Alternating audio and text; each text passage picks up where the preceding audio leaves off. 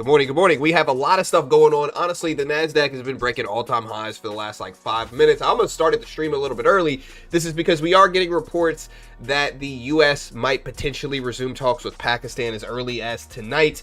We got a couple different things coming out. You can kind of see some of this here. Again, according to Al Arabia correspondent, Pakistan may announce today the resumption of negotiations between Iran and America.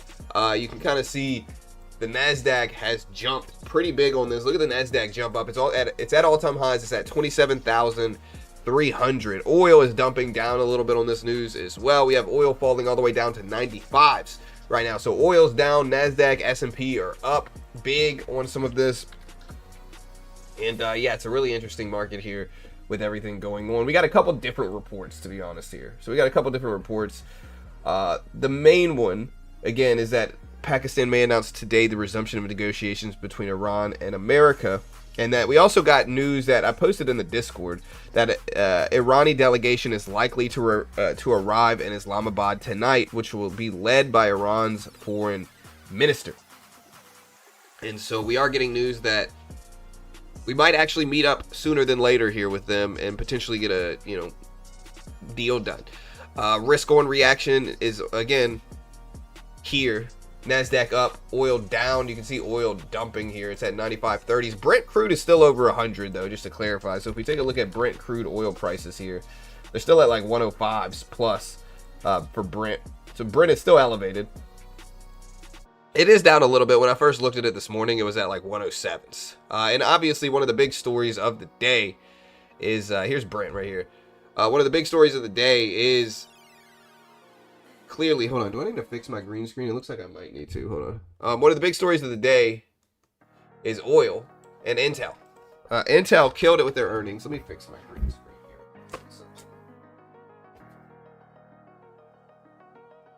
All right, that should fix it. I think that fixed it. Also, good morning, everybody. How you guys Britt's doing? here. Yeah, Britt's here, guys. Britt's here. Interesting market, man. Market's pumping up right now. Yeah, it's me. It was my green screen, Blaze. Yeah, the big story is Intel. Intel is up 20% right now. 20%. It's at 84.50s. Intel yesterday came in at 29-cent profit EPS versus 1 cent expected. Revenue came in at 13.58 billion versus 12.4 expected. Data center up 22%. And then Elon Musk did confirm Tesla is using Intel chips. So Intel, very strong reaction. Very strong reaction. Up big on this report. Again, up to almost $85 a share right now. It was over that. It was at 87s for a while. So huge move for Intel. Massive move for it. It's definitely up big. But yeah, the news that's really affecting markets right now is we might be meeting up with Iran again. Again, Pakistan. Also, we got other breaking news that they may become the guarantor regarding some of the sticking points between Iran and America regarding Pakistan. And again, the U.S. logistics team is already in Islamabad, apparently. It signals that the second round of talks are going to go through. And again, remember the key word here is likely. So we're getting word that the Irani delegation is likely to arrive in Islamabad tonight, which will be led by Iran's foreign minister. So again, likely, not 100%, but likely. And so, yeah, markets are flying up right now. Well, oil's starting to rebound back up a little bit here. But yeah, the NASDAQ, the S&P here, you can take a look at it. It's been pushing up here as well. It didn't quite break all-time highs. It's mostly just the NASDAQ doing it. But we're still pretty close to all-time highs on the S&P 500 ETF as well. All-time highs on this are 85s, just under 86s, and we're at 70. So here's all-time highs on the S&P right here, right around here. So there's all-time highs right around this level. So we're still a little ways from that on the S&P, but the NASDAQ, again, is breaking all-time highs. It is pushing up. Yeah, and we were talking about this a few minutes ago, but I just wanted to reaffirm. I think that the market shooting up and oil beginning to dump, at least West Texas Intermediate, is not purely a product of the prospective talks between us and Iran, but I think it's a tandem thing, like the talks between us and Iran, along with a 3-week ceasefire between Israel and Lebanon. Right. Yeah. The ceasefire news also was originally pushing markets up a little bit this morning. Like really, markets have been moving up pretty steep since 4:22 our time, 4:25 our time, and this is from announcement of I believe it's a 3-week ceasefire between between Lebanon and Israel, which is a good sign. Obviously, it's a good sign. But yeah. Well, it definitely is, because honestly, I mean, as tenuous as our relationship with Iran is right now, I feel like the ceasefire between Israel and Lebanon was a longer bet, to be honest. Yeah, for sure. And look at the NASDAQ. NASDAQ just jumped over all-time highs again, 329. Let me see if there's any breaking news. Just to clarify, about an hour ago, we got Ahmad Bashesh, or Dastani, the member of the Parliament's National Security Commission in Iran, says we have not accepted the ceasefire. We can take action against their destroyers and we must respond, end quote. But again, their factions are kind of scattered here, so some of them are going to be hardliners. Yeah, so again, Iran's foreign minister expected in Islamabad on Friday night. Oil dipping down, NASDAQ jumping up again, breaking all-time highs again on the NQ here. So the NASDAQ really is running. And again, a Pakistani government source told Al Arabia's correspondent a second round of talks between America and Iran is expected. So, good news. But tonight, they are expecting to talk. What's up, chat? Good morning, G-Man, Jack, Gamer, Pawn, F, Obscura, One Love, Roof, Wanna Be a Trader, Arn, Arnaud, Scotty, Blaze, FP, Canada Kid, Michelle, Tink, Charlie, Chaman, Deck, Dragos, Glass Half Full, Jono, Reagan, Matthew, F8, Jason, Jono, Brian, Yee, Ashun, Pawn, Apex, Jaw, Baldman, Ray, Hack, Kato, Ava. What's up, guys? Good morning. Good morning. Chavo, Chef, DX, Ed, Paul, Brown Group, Curtis, Harry, Boo Boo, Ed, Bad, Hung, Game. Good morning, guys. I'm going through all the names here. All the names. Good morning. Ugh, dude, I still don't I saved it. I didn't curse. I almost cursed. I still don't freaking feel good, bro. I still don't feel good, dude. I was telling my wife, men experience worse symptoms than women. It's from testosterone. You know, we got a stronger immune response, or we have a worse immune response. Makes you feel worse. Ugh, to illnesses. It's true. It's true. Ugh. And it makes sense, honestly. It makes sense, you know. Oh man, not testosterone, huh? Yeah, for sure. That's exactly how you say it. Dude, but oil down under $95 a barrel for WTI. Brent crude just dropped under 105s. So Brent crude dropped under 105s. Yeah. What's up, Goose? My guy, Goose. What's up, dude? I see your check mark. Check marks are made men here, you know, and women. You know. Does Goose feel a need for speed? But yeah, we're getting more reports here that, again, a high-ranking Pakistani government source estimates the occurrence of a serious breakthrough today, according to Al Hadath. So, breakthrough potentially coming, extension of the moves following the reporting around a resumption of U.S. talks as it gets broader market coverage. Yeah, so that's what's going on right now. And the NASDAQ jumping here. I want to see if the S&P... Sorry, Britt, go ahead, dude. I want to see if the S&P is going to break all time. Okay. I was just going to ask, I mean, I know it doesn't seem to react nearly as quickly, but where are gold and silver tracking with this jump up? Yeah, so NASDAQ... Hold on, wait. Or S&P right now is about to break all-time highs. I think, like, right now. 85, 75. We're at 85s for all-time highs on the S&P 500 here. So let's watch for the S&P 500 futures contract, the E-mini, to break all-time highs. Gold is jumping up. Gold generally follows macro markets, especially with big breaking news. Okay, so the the S&P did just break all-time highs in futures. The ES futures did break all-time highs. The new all-time high on the S&P futures is 71.86 right now, 71.86. Gold, again, moves in a macro way, especially with stuff like this with catalysts most of the time. So gold and silver are popping up. Silver's at $76 an ounce right now. Gold is at 47.28 an ounce, 47.30 an ounce roughly for gold. So new all-time highs. The all-time high on gold, I think it's like 56s, if I remember correctly. Yeah, 56.26. Okay. So we're a ways away from that. We had a crazy run. You kind of missed this part of the market, Brit. Like, we had some craziness in gold and silver in the first quarter of this year. Like, the first quarter of this year, gold and silver were freaking wild, bro. They were wild. They were moving in such a crazy way. Huge percentages, crazy big runs. It was kind of chaos, to be honest. And they've settled back down into that. I just want to point out that I called gold short at 2,000. You know, shout out to me. I didn't want to buy gold at 2,000, and I actually did buy some gold, just to clarify. But originally, I did not want to buy some gold. Should I thank the chat for that? You know, should I thank them? Maybe I should. Yeah. What happened to make this jump? Amber says. Amber, so a high-ranking Pakistani government source estimates that that there could be a serious breakthrough today regarding U.S. and Iran talks. But again, there's been reports around a resumption of U.S.-Iran talks as it gets broader market coverage. They're saying the Iranian delegation should arrive in Islamabad tonight to meet with the U.S. delegation. And so essentially, markets are pricing in a higher likelihood of a deal. Gold and silver are running up. Oil is down. S&P 500 broke all-time highs. NASDAQ as well broke all-time highs. Oil is still dumping down. It's at $94 a barrel right now. $94 a barrel. Thanks. And yeah, I wasn't on here when gold and silver were going crazy, but I was watching them because I have a little bit of silver, not a lot, you know, like, but enough to where I was like excited about it, you know. Yeah, for sure, 100%.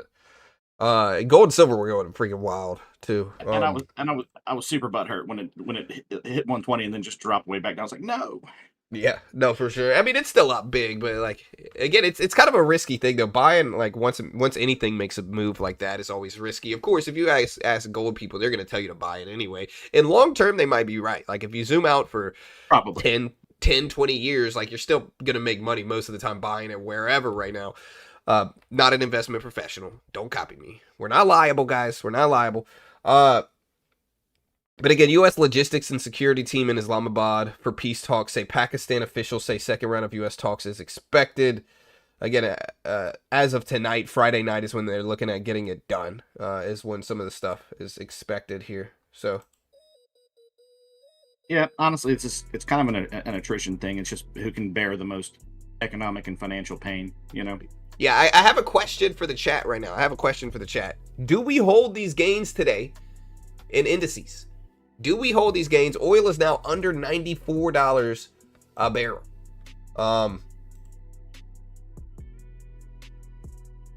Do we hold? And unless we get some shocking news that's like the polar opposite of the news we've been getting, I think we probably hold. Do we hold? Somebody says no. Yes, definitely. Bitcoin's going to rip. Yes. Not if Iran denies it all. Probably yes. And yesterday was bad. Probably not. Who knows how many headlines are coming? Yes. Yes. Up. Yes. They live inside desert mountains. Fibonacci retracement on some like Intel. I've had enough of these pump and dumps. It's no longer relevant. We're switching back to economics and fundamentals and earnings. I'm for that, honestly. Even though my channel has honestly grown a lot during this Iran conflict just because people tune in to see what the heck is going on. And so my morning streams have grown during this conflict. But I'm ready to go back to economics as well. That's really where my passion is. It's not really geopolitics. We cover it anyway, you know, because it moves markets right now. It just moves markets, so we cover it. But yeah, I'm for it. I'm ready to get a deal done, go back to normal. I mean, it's going to take a long time to get oil back to normal anyway. So I'm personally interested in both, to be honest with you. I like global happenings. Sure, and I think with stuff like this, there's money to be made. Realistically, like, there's money to be made. Yeah. And so it is what it is. 50-50 chance. Fake is data dependent. No. Well, you hate to say it, but crisis generally creates opportunity. Right. No, 100%. And I think some of these things are predictable, realistically. But man, NASDAQ up to 363s. Oil still falling, guys. Under 94s. S&P went up to almost 71.90s. This is the new all-time highs on the S&P futures contract.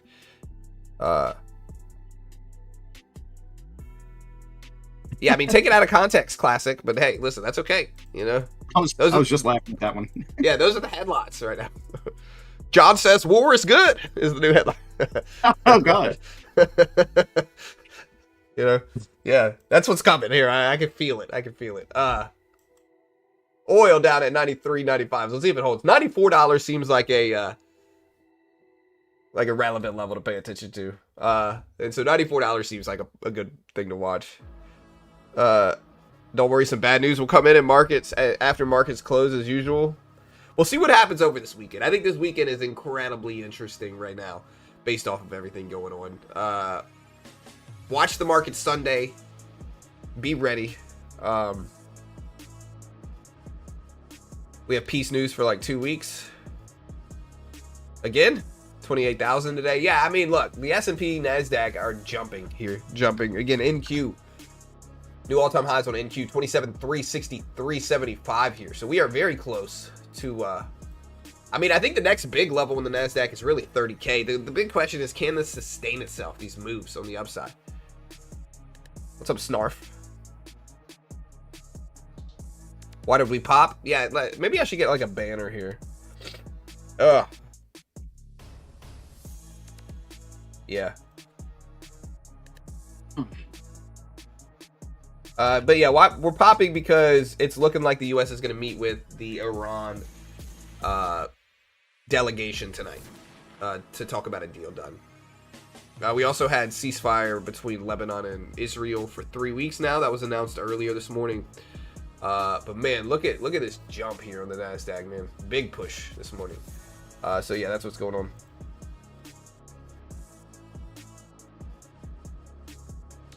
Yeah, but there are a lot of stuff. Again, we can show you guys some of the news. This is the big one that really popped markets up. This is when we first started moving up this morning.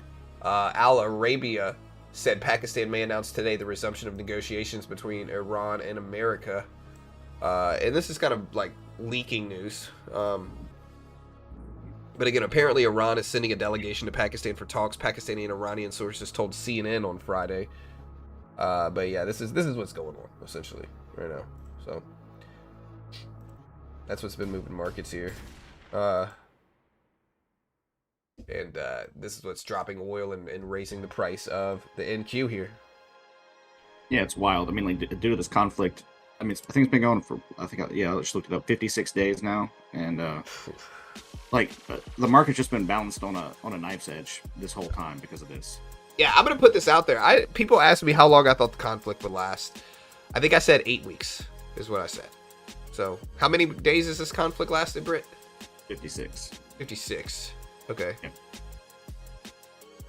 Yeah, that's right around 8 weeks right now. So if we get a deal over the weekend, 8 weeks was right. Markets are at all-time highs in the midst of this conflict, which is even wilder dynamic here. This is an even wilder dynamic, but very interesting. Very interesting. Yeah. What's up, Bruce? I think we might get a temporary deal over the weekend, but I don't think that we'll get a permanent end to the conflict. I think we'll probably go another month or so, maybe 2. Yeah. I don't know, dude. And I'm basing this on nothing, just to be clear, just my feeling from watching all the negotiations and the different news clips and things like that. Yeah, that should have fixed it. I just kind of lowered my green screen area, so that should have helped just now. But yeah, we'll see. When does this conflict end, chat? Let me know. When do you guys think this conflict ends? Let's do a poll right now. I haven't done a poll yet. That's a good poll. Yeah, when does this conflict end?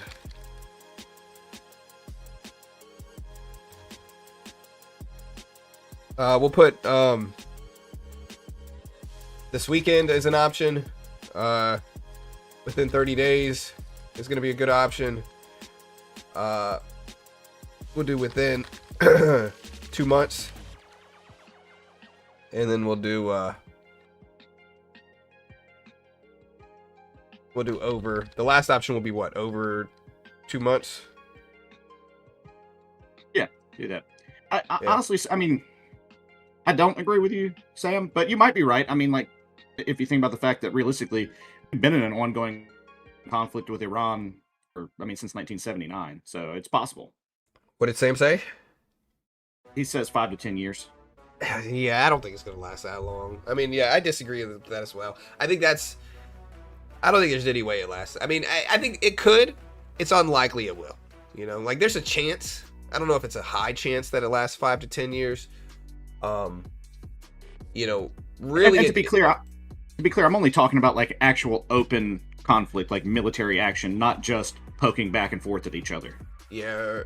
No, I'm talking about like, I mean, a situation in which it would last that long would be mirroring like, you know, early 2000s.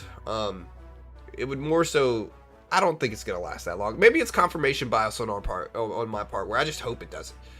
If I'm being honest, but I don't think it will. I think if Pakistan is, or not Pakistan, if Iran is willing to meet up with us over and over again, like they have over the past few months, regarding this getting a deal done with us, I think it's more optimistic that they want to get a deal done. At least some of them over there do, and that's a better, less extensive conflict. I agree, and for me, you know. Yeah, I agree, and I also think that I'm basing part of my opinion on the fact that global appetite and especially American appetite at this point for ongoing conflict and wars is just, it's not there anymore. Like, people are not going to put up with it, I don't think, you know, the populace. Yeah. And I did a poll here and I asked, most people have voted for over 2 months, which would be years. I should have maybe given like a much longer time frame option, but most people have voted in the poll. 47% of you say over 2 months now. I mean, I clicked the wrong one. I meant to click within 2 months. Well, you know, I wasn't really paying attention. You're fired. Yeah. I'll take my mic and go home. That's right, dude. Take your mic. You know. But yeah, so I am saying right now on the other end of this that the Israeli military orders the evacuation of southern Lebanese town, claiming strikes will occur in that area specifically.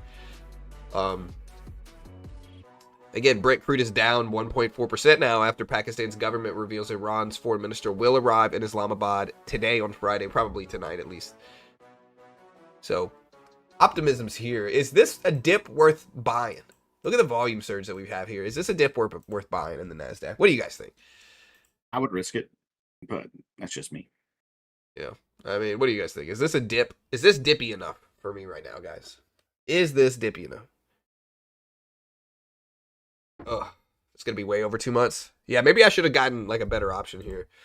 I would risk it. I mean, like, I'd bet your life on it, you know, maybe not mine. That's fair. That's fair. I'm definitely one, you know. Throw me out there, bro. I'm ready, you know. Man, do y'all hear me right now, dude? Listen, I can't. Or go ahead. Is Brent hovering around 104 still? I mean, like, is it about $10 more than WTI? Yeah, it's definitely higher. Brent is at about 103.60 right now, is what I'm showing. 103.60. Okay. So it was at, like, when I first looked at markets this morning, it was at like 105s. But then this news came out. So I started looking at markets. It's 6 a.m. in Texas here. So right now it's 6:40 Texas time. I started looking at markets like 5:45 Texas time. And things were looking okay. Again, a lot of this is driven by Intel too. I mean, Intel is up a lot. Intel killed it with earnings. A lot of stuff reacted negatively, like ServiceNow. If we're looking at stocks, ServiceNow is still falling. It had a really bad day yesterday too. It's at 86.50 right now. Microsoft, if we take a look at that as well, has kind of followed it down, but Microsoft is a little bit more resilient here and it started to bounce back. So Microsoft is at 421s right now. What do you think makes it more resilient? Hold on. So I asked people, should I buy the dip? No chance we get a deal done this weekend. I'm not a big believer in absolute outlook. I've said it once, I'll say it again, bro. And I've said this for years. If anybody's been watching the stream long enough, you guys know. Okay. I've said this for years. There's always a chance. You know, like, remember the guy from Dumb and Dumber. There's always a chance. Realistically, there is a chance we get a deal done this weekend. I don't know if it's a high chance, but there's a chance. Things look optimistic. There's also a chance that it looks like we're going to get a deal done, and then somewhere along the way, Iran comes out and they're like, you know what? Nah. You know, we're not going to get a deal done with you, and then markets reverse and turn big. Like, there's a chance that happens, too. Nothing's absolute. And I don't think we should look at anything like it's absolute.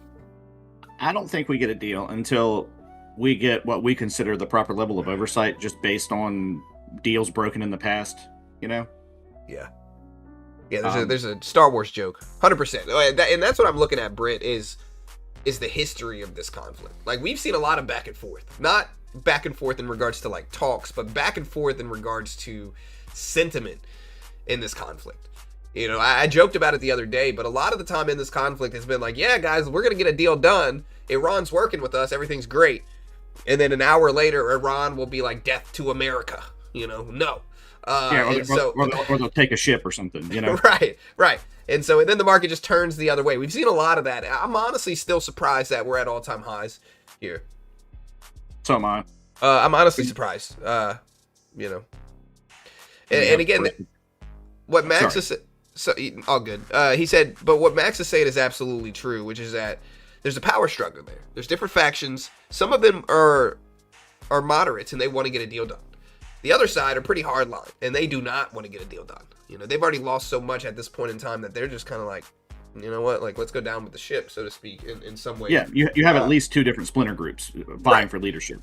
And so a lot of people are asking the same thing, which is just specifically that, you know, who's announcing these deals, who's meeting with us in Iran or in Islamabad, you know, and more, right? So a lot of people are asking, like, hey, who's saying this stuff? Because if it's not the right people, then it doesn't freaking matter anyway. And so, yeah, I mean, if you're asking the general populace, like, yeah, I'm sure they want to make a deal. You know, they don't like all this, but it doesn't matter because they're not the ones calling the shots. No, 100%. At least not right now. Jason says, so you're saying there's a chance? There is a chance. You don't want me in vision. First off, I would take up too much room on the screen and you'd lose some data. And second off, I have a whole Phantom of the Opera thing going on here. You know, I'm bashful. Yeah, you know, he's got a mask on right now, guys. Right now. Don't look at me. You know, he's got a mask on right now. NASDAQ is under 27,300s now, so it did dip. We're still watching oil on the left here though, because this is the big breaking news today. What if these announcements are all fake? There's a chance that's real too. It's not happening. Third carrier is headed there now. This is all theater. Yeah, Bitcoin. Let's take a look. Bitcoin has 78 plus on this news as well. Bitcoin is reeling from this news. I think most asset classes want this conflict to end to curb inflation and give us more easing in markets. Look at Bitcoin right here. So Bitcoin up to 78 fives. Does Bitcoin break? I said it again. Does Bitcoin break 80,000 today, guys? It's close. It's close. If markets keep running, Bitcoin might tap 80,000. I don't know if it's going to break it. It might go up there and then pull back. If the ceasefire holds it might break it within the week. Yeah, no, for sure. And I'm going to put this banner. Or it might break it today. I don't know. I was honestly about to say, like, I should totally start my own cryptocurrency. Bitcoin. Buy it now, guys. Buy now. You know. You all could be the initial investors. You know, get in on the ground floor. On the ground floor, right? You know, I can't really blink that well, you know, but you know, buy Bitcoin. Yeah. There we go. All right, I got the banner up. People keep asking me what's happening, so I felt the need to put this banner up right now. But again, Pakistan may announce resumption of U.S. talks today, according to Al Arabia. Bitcoin, in my opinion. By the way, if any of you go and now go and start Bitcoin, I demand, like, you know, some stock options here. This, you know. Yeah, for sure. There's no stock options, Brit. This is crypto, which means, like, the way they profit from crypto is they just promise you it's the next. They promise you it's the next Microsoft, and then they just sell all of it one morning when you're not thinking about it, and they keep all the profit. Like, this is crypto, bro. Like, come on now. You gotta get with the times here, dude. So forgive my misspeak. Point is, I demand some currency in exchange for, you know, being the inspiration. Brent demands 50% of the rug pull profits, is what he demands. You know, when it's rug pull, which it inevitably will, he demands some of the profit. I wouldn't be shorting these. Are you guys both bears? I'm not really bearish right now. We're up too much. I think it depends, though. I'm kind of neutral on this. I might buy this pullback, though. This pullback looks good. You know what? Let's actually buy it. I'm going to buy a little bit of this right here. It's just such a large pullback. Let's look at oil.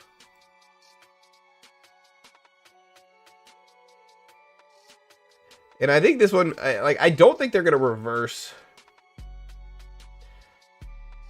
this news necessarily here, but we'll see. It might start trending sideways from here, maybe. Yeah, it's possible. We're going to take it small. Yeah, I'm going to take it small and see what happens. I'm not going to make too big of bets here. I just don't trust this enough. So I'm gonna get in small, see what happens. It's a very large pullback, and I think at the very least, it's going to be at least overnight until we hear any potential results from this. But it is a news-driven market, and anything could freaking happen here, guys. So let's see. Yesterday, I did get stuck in a Trump tweet trade. That was not good. Freaking ridiculous, bro. And maybe he starts tweeting again here, but I think if he does tweet, maybe it'll be optimistic. We're about to make a beautiful deal. That's right. Yeah, that's right. Yeah, that's right. Again, I'm not saying it's true. Maybe it happens. Maybe it doesn't. I hope it's true. But escalation after market closes. Yeah, I mean, that's definitely possible. It might be escalation today, tomorrow morning. Watch crypto. You can watch Bitcoin to see what happens.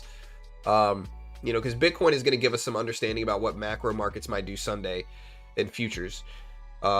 So like Bitcoin, if we get bad news over the weekend and we see Bitcoin dumping on Saturday or Sunday or whenever we get updates, markets are probably going to open up red over the weekend here.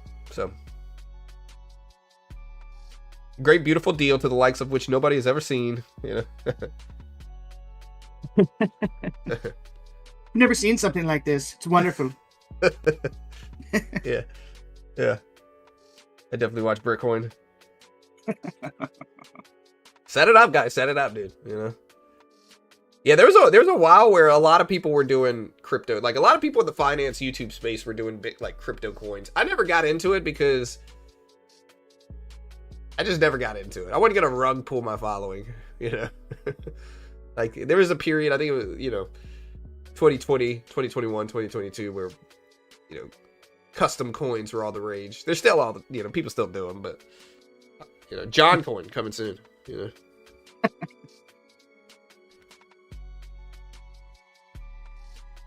Yeah. Which one was the worst in terms of a rug pull? Like, I mean, there's a lot. It varies. Like, there's a lot of them that have been really sketchy. There's been a lot of platforms that have been really sketchy. I think the biggest one at this point in terms of scale could be like what, FTX, Squid Coin. I've never even heard of Squid Coin. Yeah, you would. I mean, that's not surprising, but yeah.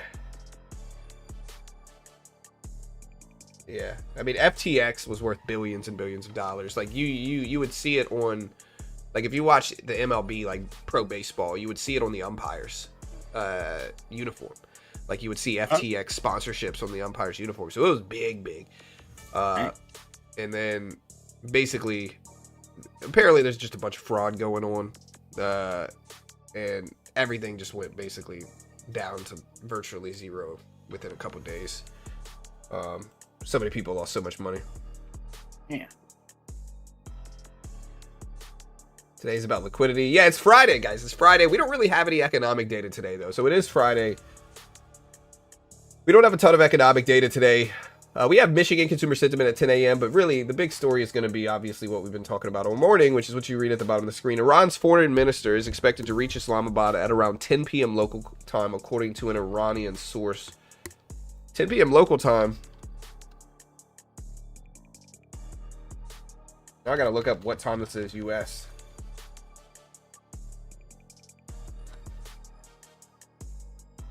Okay, 10 p.m. is 1 p.m. Eastern time here, chat. So 10 p.m. is 1 p.m. Eastern time. So if we start getting updates like this at the end of the day today, things could get crazy. So again, 10 p.m. in Islamabad is 1 p.m. Eastern Standard Time today. So, and usually like we get word of what this looks like leaking out, generally pretty quick. And so I guess the overarching point I'm trying to make here is just be careful in the last half of the day, market hours terms today, guys. Just be careful. Because we could get word of anything going on, around that period of time. We won't get news until after the bell. Sure, you're probably right. But maybe we do. It depends. No, I think it is pronounced Bess, actually. Ugh.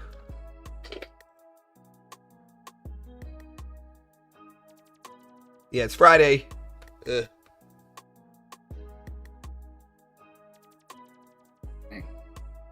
feel like I gotta sneeze again, Britt. Don't do it, John. I mean, Intel at, yeah. If you're an Intel at 17, that's good. Ugh. Dude, just violent sneezes, dude. They've just been, I've sneezed. Go ahead. Tell me your joke. Violence, I was just saying, violence is not okay, John. Stop it. Yeah. Yeah. Honestly, I've sneezed more times in the last 24 hours, I think, than I ever have, dude. Like, I've been sneezing a lot, like a lot of sneezes. Not like big beautiful sneezes though, right? The greatest sneezes you ever seen, The sneezes came to me. They were like, "Hey," but no. Nasdaq. Let's see. I'm in this trade. I'm red. I still want to see if we can hold. We've pushed up so much that we hit all-time highs. I do assume that markets are going to make another push here. But again, Friday, an Iranian delegation led by Foreign Minister Syed Abbas Arachi is expected to arrive in Pakistan on Friday. So, it's definitely not allergies. No, this is, my son got this last week. So my son got this last week. Maybe it's that combined with allergies. I was hoping it wouldn't be that bad, but nope. Fate does not love you, John. Although top 3 greatest sneezes of all time. Wait, what? I said fate does not love you, John, and then I said, well, that's not true at all. I'm a lucky guy, Britt. I'm a lucky guy, Hey, we're all lucky, dude. Yeah. Just lucky to be here, Lucky to be watching beginner trading stream here. Also, another one of these stories here. I'm down. Well, we'll keep updating you on this position. I'm trying to be a little looser with it and give it a longer time to bounce since the drop was so big. But again, car. Big short squeeze, man. Avis Budget Group. I gotta step away for just a second. I'm freezing my butt off. I gotta get a jacket. What a wild short squeeze this thing was. Okay. You're fired, Britt. But yeah, car, CAR, man. This thing's never gonna hold. I don't know why people expected this to hold. It's a freaking budget car company. Car rental company.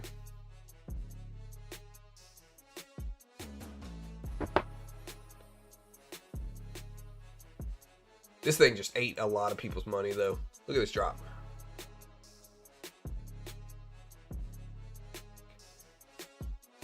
Did anybody buy car here? Did anybody buy this thing? Yeah.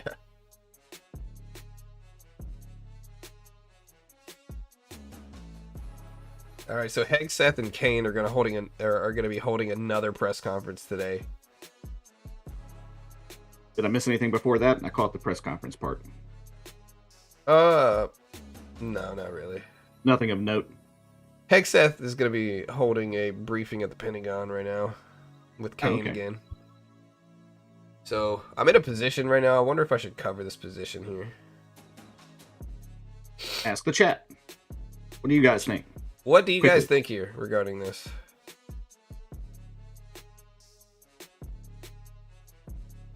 You guys got to respond like really quick so John can, take advantage of these trades and not miss them. Right here. It's your fault. It's all relying on you here, guys. This is all up to you.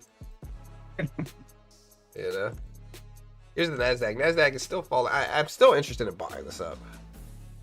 I don't think we're going to reverse all of this. I think things are looking more optimistic than they were an hour or two ago, and so I don't think it's going to run back down. Personally, I think it's going to trend sideways for a while. I might be wrong, but yeah.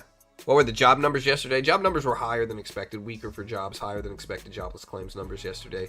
Today we have Michigan consumer sentiment. Oil back over 94s, but it did hit 95 and kind of rejects some here, so I'm not going to DCA in. There's too much risk in that mark. Today is Friday, and so you know what that means. The Strait of Hormuz will be closed and reopen on Friday 1 hour before the market opens.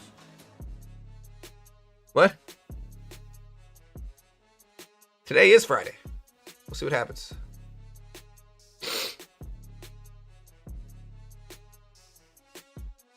Okay, I'll check it out, Pawn. How far back is it in the Discord? Or is it just now? Sorry, I've hidden myself so that my sneeze is not public knowledge. He He means Sunday. Yeah, Sunday is when we might potentially get an update here. I'm going to reduce my size by about half here. And we'll wait the other half in this and then add back if we push back higher. No, I don't have you blocked. I was just out of the room for a second. Britt hates you, Blaze. That's what he's saying. He hates you, bro. It's a secret. You know? Top 3 most hated people in the chat. Right. He was talking bad about you yesterday. I heard him. You know? No, dude, you're cool. He was like, you know that dude Blaze? You know, I don't like. You seem to be a nice, helpful person. I have no problem with you. Run or hide. Yeah, I sneezed once yesterday on stream, and the whole chat was like, "Oh, we're gonna clip that," and I'm sitting there like, "A sneeze? That's gonna go viral. Me sneezing." You know. Nasdaq's still falling down here though, so it looks like me selling some of this position was probably the right move. But I'm not happy for being about so it, thoughtful, Blade.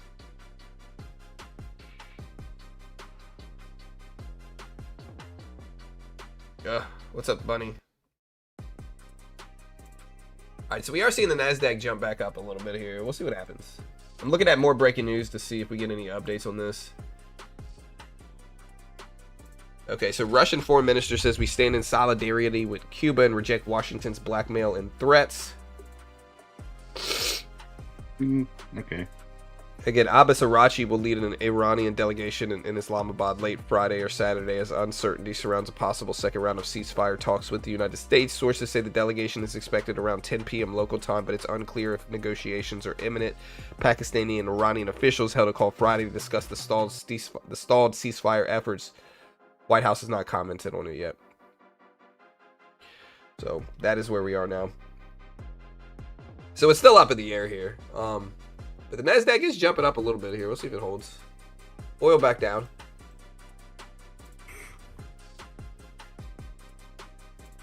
Also, even though this was several minutes ago now, and I tried to drop it in there quicker, I couldn't. Speaking of the Pentagon, John, did you know that up until 2 years ago, the Pentagon was the largest building in the world? No, I didn't. I didn't know that. Yeah. Yeah, join our Discord, guys. It's completely free. I'm going to start doing like a morning market brief every morning here. I posted the news about why the market was moving like it was prior to starting the stream. I also posted it on x.com at beginner trades here. So if you want to follow me on x.com, do it. We post a lot of this breaking news stuff. Here's the link for that as well. We'll put that up on screen. Join our Discord as well. There's the Discord link above you. But yeah, Nasdaq didn't have a green candle here. Oil is back down under 95s. You know, one of the things I'm concerned about is that the U.S. has not really confirmed anything here, though, which is a little worrisome, I think, regarding all this stuff. Let's see what Hegseth has got to say.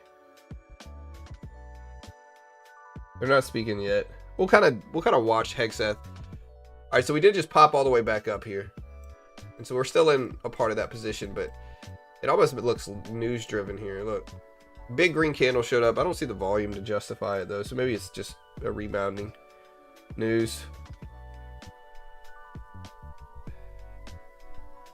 All right, we are green on the trade now. That's good. Let's see if this holds.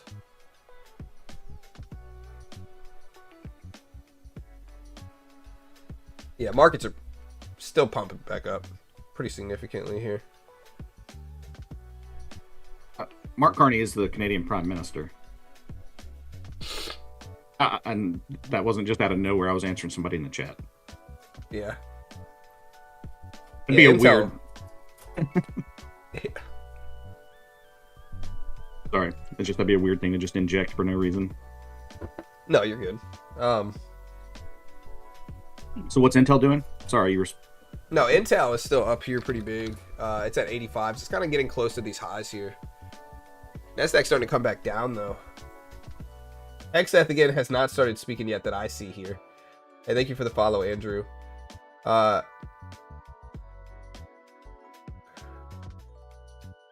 so I'm waiting for Hegseth to start speaking here. Generally, he's going to say, like, we're doing great. But he also could get kind of escalating. He's the...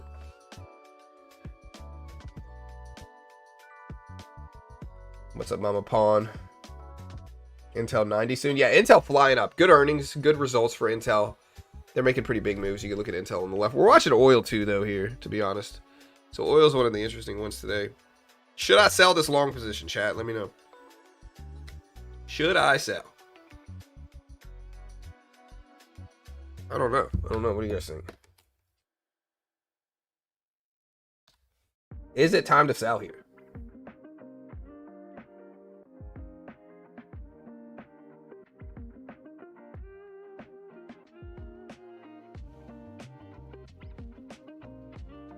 Blockade would take months minimum. Yes, I like turtles.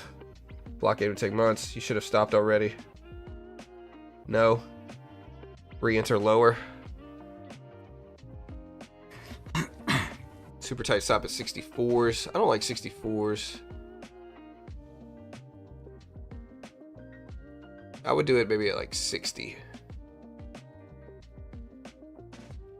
That's what they want you to do. Yeah, I mean, we're almost back to break even here, so we're doing okay, honestly. It's not like a huge losing trade. And we pulled back pretty big from these levels here. Here's oil.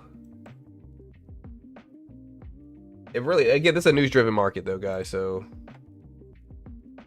Goldman Sachs says Gulf crude output production has dropped by 14.5 million barrels per day, about 57% below pre-war levels, and may take months to recover even after the Strait of Hormuz opens. Meta is partnering with Amazon Web Services on Graviton chips to power agentic AI. Meta partners with AWS. So let's see what Meta's doing here. Here's Meta. Take a look at Amazon. Amazon's jumping on this news about Meta partnering with them. Meta's not really moving too much, but you see AWS and Amazon jumping up some on this news. Oh, dude. Sorry, guys. I'm sick. Been sick for days. He's not. He's a gold bricker. I know. I'm lying, dude. I'm lying. He's a phony gold bricker, for those of you who get the reference.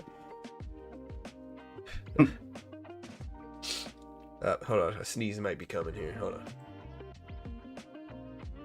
Does the market keep pushing up, guys? Let me know. Oil prices up in seconds, down in months. By the way, John, you may not remember it because you don't say it very often, but you know how you've said, infrequently that most day traders lose money? Yeah, I never say that, dude. I don't even know who says that. Yeah, I just wanted to remind everybody in case, because again, you very rarely say it, but I just looked it up out of curiosity, and apparently you're more right than you may know. 90+% of day traders lose money. Yeah, really, it's probably 93% or something like that. It's a large majority of them. I always try to be honest with people. Like, you got people that act like it's easier than it is. Oh yeah. In reality, hold on, wait. Market just pulled back pretty large. In reality, though, like I try to just be real with people and tell them like most day traders are going to lose. It doesn't matter what course you take. Doesn't matter who you follow in markets. Like most day traders are going to lose. Swing. The longer you spread out, like the longer you zoom. Hold on. Yeah, the longer you zoom out, the more likely it is that you make money. With like long-term investing being at the top, like the peak. The shorter time frame you go, the harder it is to make money.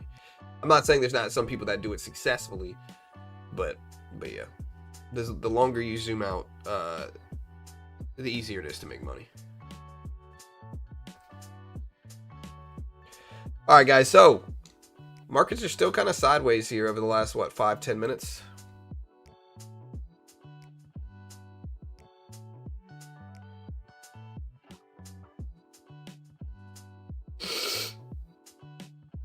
About 1,000 barrels of crude, preparing for a bear market. Where are you gonna store those 1,000 barrels, Satoshi? I'm just joking. That was good. I thought another country like Turkey or Russia would have come to Iran's aid by now. Yeah, but they're not gonna jump like that right into it. It's as easy as you think. Wait, where's well, I mean, Russia, maybe. I mean, Russia's doing stuff behind the scenes, I'm sure, but Turkey's a member of NATO. You got to remember that. No, 100%. Yeah, they're not gonna just, Anyways, Nasdaq, Amazon up on a meta deal with AWS. Oil down. Intel is the big story though. Oil is actually starting to rebound here though. WTI crude almost back up to $95 a barrel here. So Hegseth says second U.S. aircraft carrier will join the blockade. A second U.S. aircraft carrier will join the blockade, according to Hegseth. He said Iran will not have a nuclear weapon, and the U.S. has imposed ironclad blockades. He said 34 ships have been turned around from the Strait of Hormuz so far, calls the U.S. campaign against Iran a gift to the world, and says Iran has a chance to make a good deal. Are the only ones surprised at how many people are trying to get through the blockade? Yeah. Well, they're testing it, you know. No, I know, but it just kind of surprises me. Like, I guess they thought we didn't mean it. I don't know. Yeah. Again, Hegseth says the U.S. blockade has gone global with the seizure of 2 Iranian dark fleet ships that left Iran ports before blockade went into effect. All right, if we look at the Strait of Hormuz, we can look at the tracker today.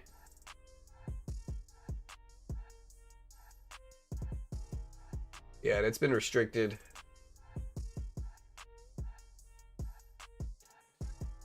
There's 3 ships transiting now, 5 in the last 24 hours, 280 plus vessels waiting. So we'll see what happens here. But I'm just kind of wondering, does anybody in here have any idea? I mean, just for my own edification, how many ships are in a carrier group? Hey, thank you, Satoshi. It seems to me that the market will experience a significant drop at the start and then recover. Store oil at ATF. Taco doesn't look good for the blockade.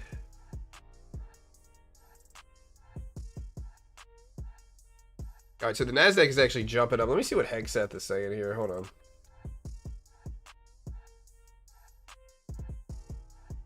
Yeah, so here it is. Moral clarity to finally do something about it. I see it every day behind closed doors. Yeah, I mean, it was basically President Trump's a Roman maneuver, I think, kind of like a wall around a wall kind of thing. His mission is crystal clear. Yeah. President Trump said it again yesterday. We have all the time in the world, and we're not anxious for a deal. And I hear him say it every day in private as well. Iran knows that they still have an open window to choose wisely. Okay, thanks, Blaze. I mean, I could have just looked it up, but I mean, at the negotiating table. Just, I'd rather all they ask have you to do guys. is abandon a nuclear weapon in meaningful and verifiable ways, or instead they can watch the regime's fragile economic state collapse under the unrelenting. So I don't know about out of continues to say, but I don't know about out of a movie, but a Bible verse in general probably isn't out of the question. AMD was at AMD. Yeah, AMD has made pretty big moves this morning as well. It's at 340 for AMD. Just wild. This thing's percentage movement has been crazy here.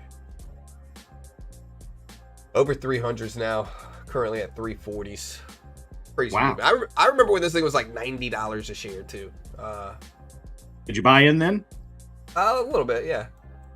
But yeah, I remember this thing was $90 a share. And to be fair, that was only 12 months ago. It's not like that was 5 years ago. Yeah. And so AMD went from $250 a share. Well, 12 months ago in April of last year, it was at $90.37. It's now at $340 today. So I'm telling you, man, the percentage movement that, you know, some of these have been making here is pretty big. Here's my NASDAQ trade. Again, we've been sitting in this. I want to give it a chance to bounce back. I don't know if excess is going to help or hurt this, though. He said the clock is not on Iran's side. He said Iran has open window to choose wisely. So far, I'm green on this, but... Cool, Blaze. And forgive me if I'm wrong. Actually, tell me if I'm wrong, because geography is not my strongest subject, but Aleppo is in Syria, right? Or, no, wait. Is it in Syria? I'm not sure. Yeah, I'm in a trade right now. I'm long.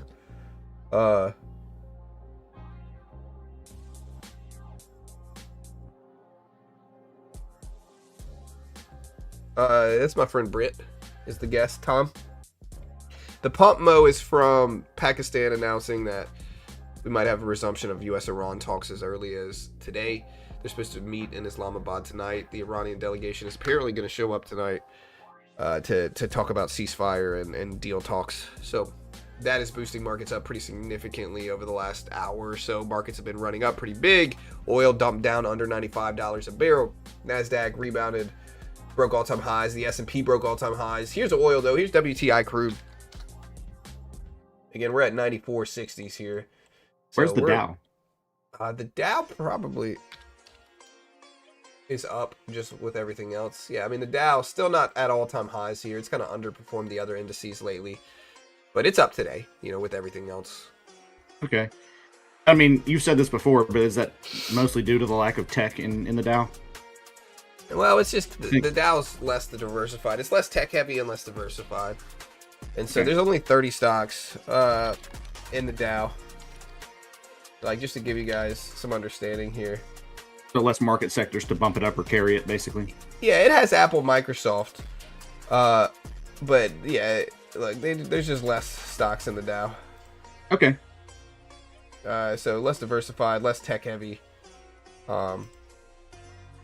Yeah, the Dow is UNH, Cisco, Verizon, Walmart, Chevron, Disney, Caterpillar, Salesforce, Nike, Sherwin-Williams, Procter & Gamble, Travelers, Nvidia, Amgen, Amazon, Amex, Boeing, Apple, Johnson & Johnson, JP Morgan, Honeywell, IBM, McDonald's, 3M, Merck, Microsoft, Goldman Sachs, Home Depot, Coca-Cola, and Visa. So that's the Dow? Yeah. Okay, so it's diversified, but... So no real power stocks is what you're saying? Well, it's got Nvidia. Okay, yeah. You're being sarcastic. Okay, I was about to say, bro, it's got Nvidia, it's got Apple, you know? Yeah. I mean, come on. Yeah, so Hegseth did just say that this should not be America's fight alone. America has plenty of energy. Europe needs Strait of Hormuz much more than we do, and the time for freeloading is over. And honestly, we're starting to jump up, but we're still kind of flat here on this trade. Like, we're green. But we're not that green here.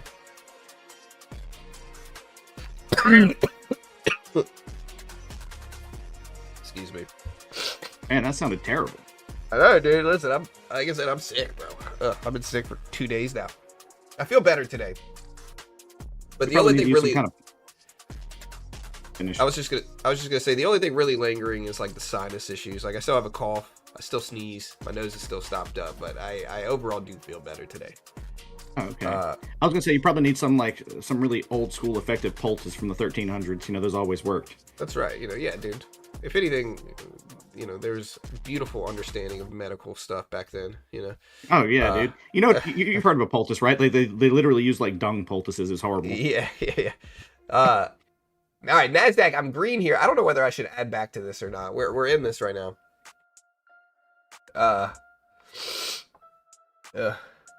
Let's see if we go green. We got about 1,000 here already, guys. So hit that like button, hit the subscribe button. Hegseth did say Iran has a historic chance to make a serious deal, but the ball is in their court. Should probably add to this, huh? Should I add to this, chat? Let me know right now. Should I add to this position here? Should I add more to this position? There's definitely risk. And the risk is that we get some type of tweet or news release that comes out that just pushes it all the way completely to the other way. You know, I think that's the obvious risk.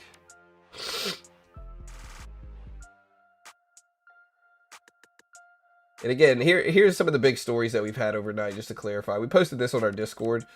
You know, kind of a morning market brief type of thing. And so you can join our Discord here, guys, and get one of these.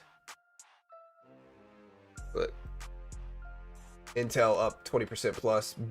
Killed it with earnings. 29-cent EPS. They only expected 1 cent a share. Revenue of 13.5. They expected 12.4. So killed it with revenue and EPS.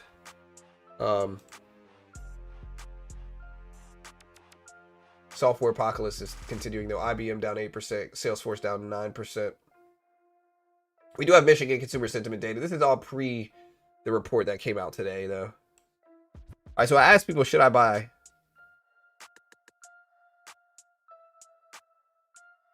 No. This is a funded account. I'm sick of shorting and losing money. Yeah, well, right now you're gonna lose money shorting, and most of the time. Should I add to this position, guys? Put yes or no in chat right now. Put yes or no. Do you think it's going to keep climbing? I know you're asking the chat. I'm just curious what your opinion is. I mean, I want it to.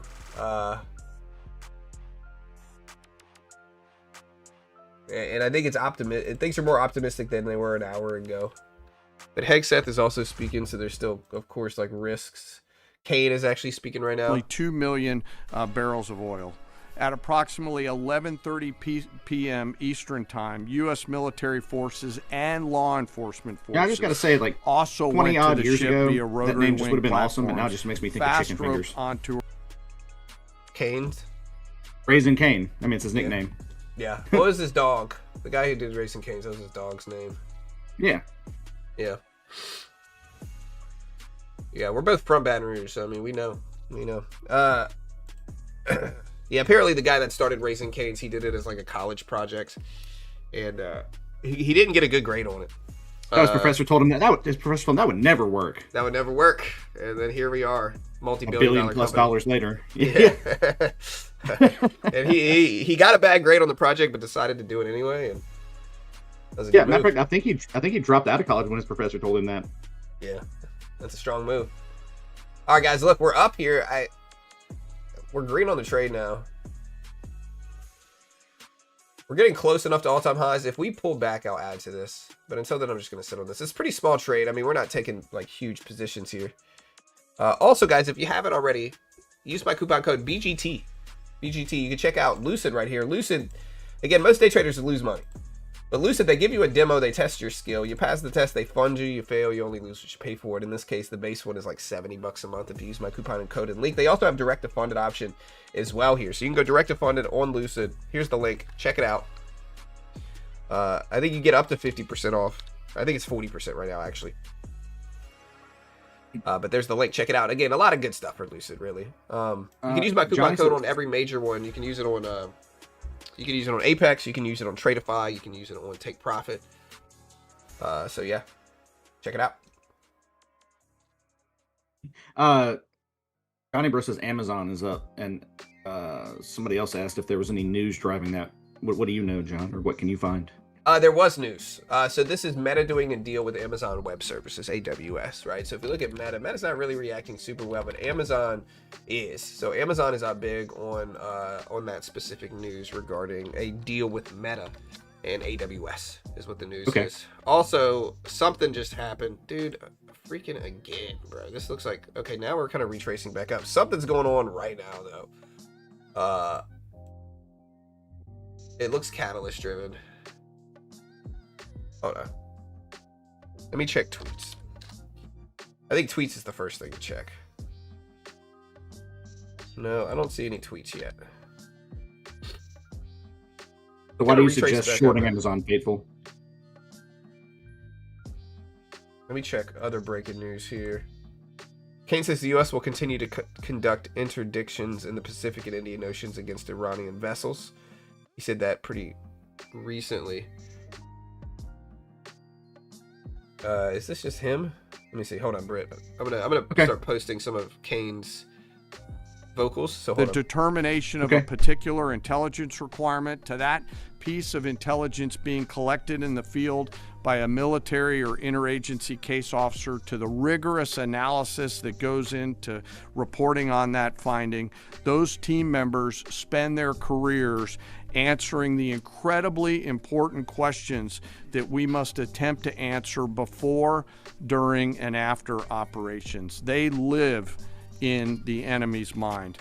Normally located behind the green door, behind the vault door, in dark, windowless rooms across the world, 24 hours a day, 7 days a week, 365 days a year, are world-class intel members from DIA, our service intelligence components, NSA, NGA, CIA, NRO, and in the case of the operations that I've just described, the Office of Naval Intelligence, all work tirelessly to sift through the mountains of collected information using tools, tactics, techniques, and procedures that I'm not going to discuss today. The sun never sets on these world-class professionals, and their goal is every minute of every day to be on the account. And they know the enemy. They know their combat capability, their weapons, their industrial and economic systems, and they know their leaders' pattern of life, where they go, what they think, and what they do. Thanks to their work, we know Iran, and it is an incredible work that they do. Again, none of our operations that we've conducted during my time in this job could have been done without the service of these intelligence professionals. And the oil's distance jumping, from those Nasdaq's core falling down collectors on this.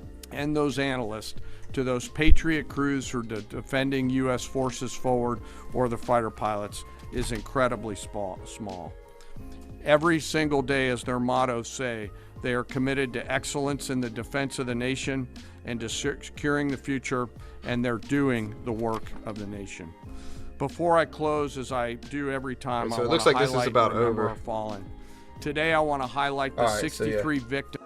Okay, so yeah, that's basically it for this Hegseth Kane speech. We'll see how markets end up reacting to this. Oil did jump up, Nasdaq did jump down though, so we'll see what we get. But interesting time right now. It's looking like the U.S. is going to meet though, which is good. But we still have to watch the breaking news here, guys. Top U.S. General Kane announces that the U.S. is fully implementing a blockade in the Strait. Oh yeah. Top U.S. General reports that Iran targeted 5 merchant ships.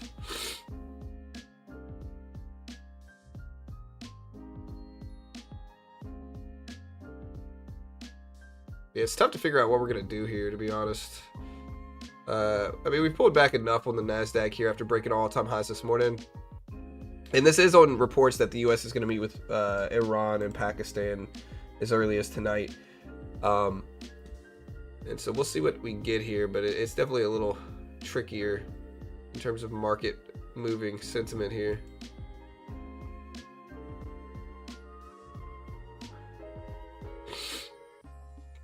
We are in this trade still, but we kind of added back to it, and then we'll probably hold the rest close to break even now. We are green. There we go. I'm going to take another piece of this off and just lock in the profit here. Now that we're getting over the high volume area, the volume profile, I'm going to cut some of this and then maybe add back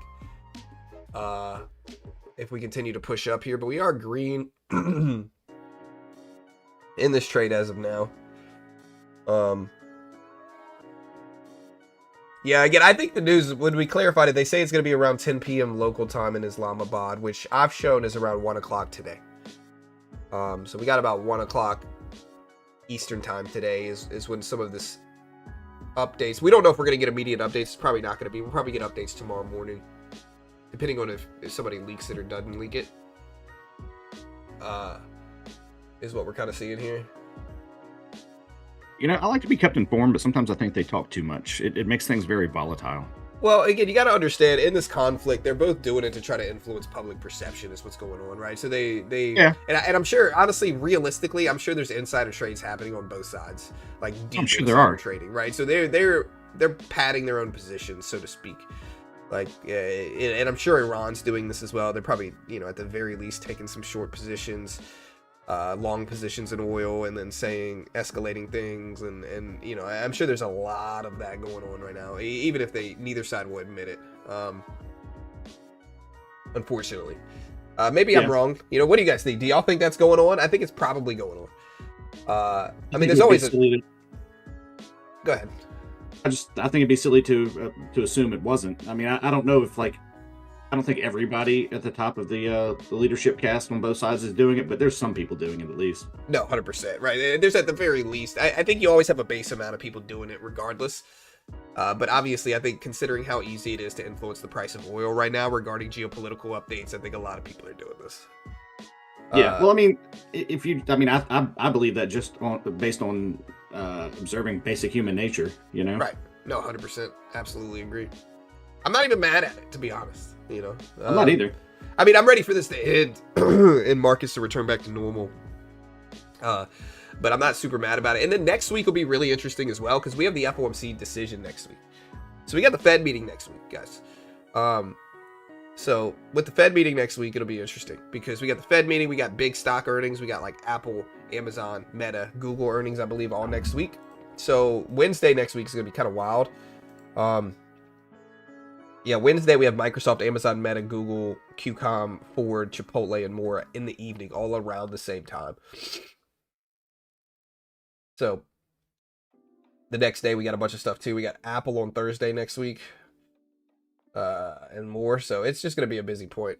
But yeah, we're long here. We're also past the volume profile section here. So we are past, like, here's the high volume area.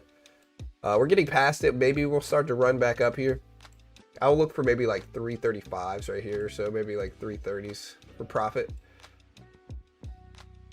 But, yes, so far so good. So far so good. We'll see if this continues here. But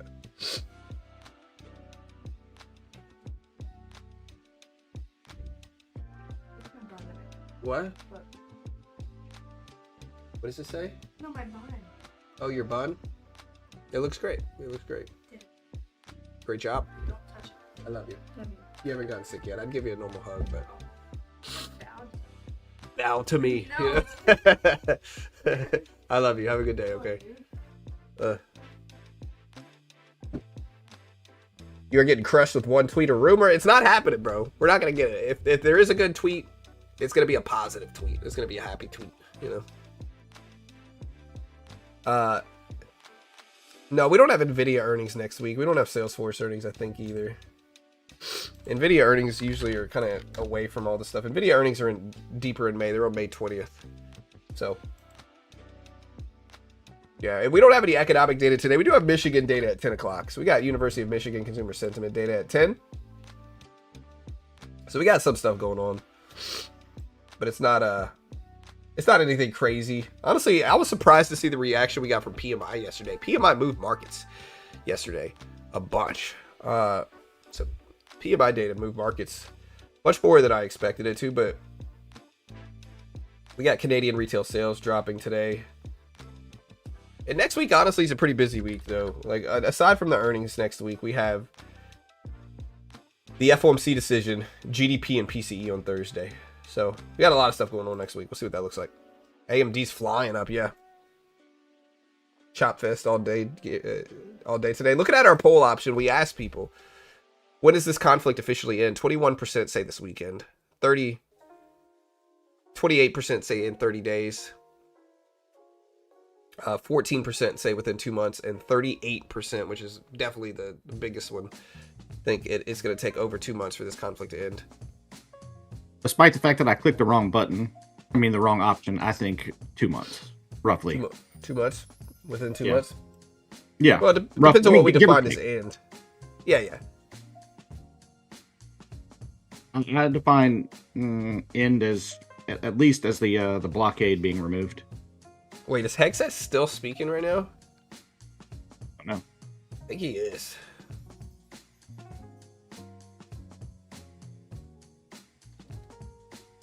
I think he might be. Hold on. Yeah, he is. Dude, I thought Kane said it was Hamas over. made choices. Okay, yeah, he's still speaking right now.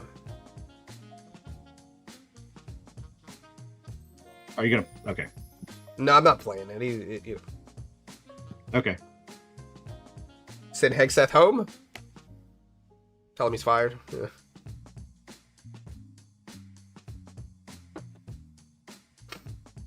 There's definitely insider trading. Yeah, no, 100%. Yeah, and we got Jerome Powell's last FOMC meeting on Wednesday next week. So we do have Jerome Powell's last FOMC decision next week. Are you going to play the sad walking away music from the Hulk at the end? I will play that. Maybe. But yeah, Jerome Powell. Do you think he's done a good job overall?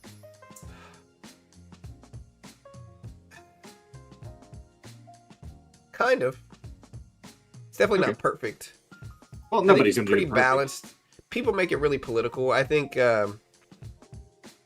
Obviously, I think you can look in hindsight at the 2020 situation and say, hey, maybe we eased too much. And, one of the reasons we still have high inflation right now is because of 2020, and so maybe you could argue we eased too much. We brought interest rates down. We did too much QE and printed too much in 2020. And, maybe that's true. But I also think it's really easy to look at that in hindsight and the inflation that we got from it. I think if we didn't, I've said it 1,000 times, but I think if we didn't in that period of time, people would be complaining about that and saying, oh, you're just standing there not doing anything, Fed. What the heck? So I think, go ahead. I just think, I tend to agree with you. Like, I do think that we overused quantitative easing by quite a bit, but again, like you're saying, it's really easy to say, well, I would have done. Well, you weren't in that position, were you? Right, exactly. It's really easy to say, like, and I've said it once, I'll say it again. The Fed chairman is not an easy job. All right, so the NASDAQ is starting to give it back. I want to see if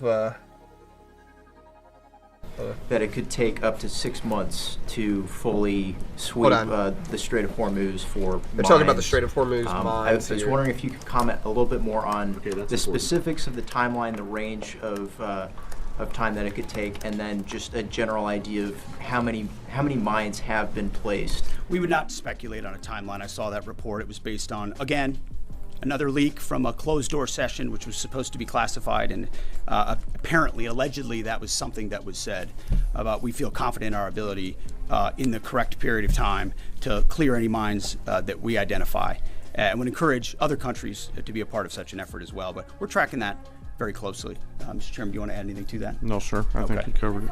Right here, new members of our press corps here. Jacob Wasserman with TMZ DC. They're doing a Q&A right now, if y'all can't hear them. Two questions. I'm going to ask the first, my colleague will ask the second. I've heard you talk a lot about bombing. We'll see. Sorry? We'll see. Okay. I've heard you talk a lot about bombing people and places, and when you give these orders to... Yeah, the mine question was relevant for markets. I don't think any of the rest is. We're close to exiting here. We're going to get out break even if it breaks down underneath this level. Yeah, we're going to get out break even if it can't hold underneath this level. So we'll see what happens here, guys. But we're not streaming the Q&A. Not all of it. Like, it depends on the questions. Okay. We'll cover the news that comes out, but no, I just wanted to make sure I wasn't interrupting it. No, you're good. Yeah, Canadian retail sales come out, but yeah, Hexeth basically just said we're not speculating on the timeline it takes to clear the mines from the Strait of Hormuz. That's very market relevant, so that's the reason I covered it. Yeah. But we'll see. We'll see what happens here.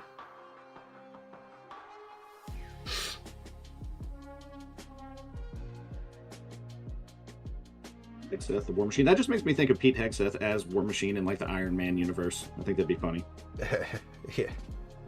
Yeah. And again, guys, we'll see what happens here. NASDAQ, I'm probably going to cut this position here. Yeah, I'm out. I'm going to get out break even on the rest. Just not worth the risk of holding it. I originally thought Hexeth was done speaking, but I think this mine question is making oil jump back up and NASDAQ coming down just because of, it's going to take a little while for everything to get back to normal. And I think that's what markets are kind of slowly pricing in right now on some of this update.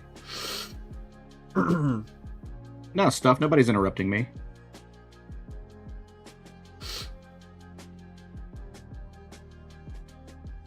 But yeah, Canadian retail sales showed up at 0.7 versus expected 0.9. Weaker than expected, really. But I don't think those are really market moving either. We got Michigan consumer sentiment data today, but the NASDAQ is starting to fall back down here. Look at the NASDAQ fall back down. Looks like I got out just in time, too.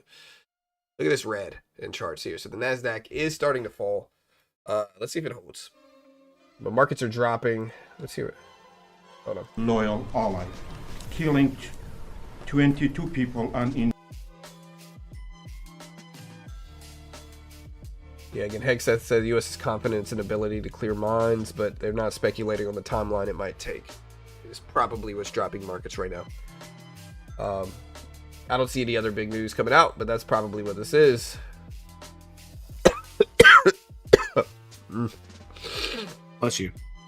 Oh, thank you, man. That was not a sneeze, though. That was a cough, but I appreciate it. Oh, I thought you were holding a sneeze back. No. Thank you. I can appreciate it. Yeah. No, I appreciate it, but it wasn't. Yeah. It was a cough. And no, Raymond, he wasn't a Navy SEAL. He was he was a U.S. Army National Guard infantry officer with multiple deployments to different areas. Yeah.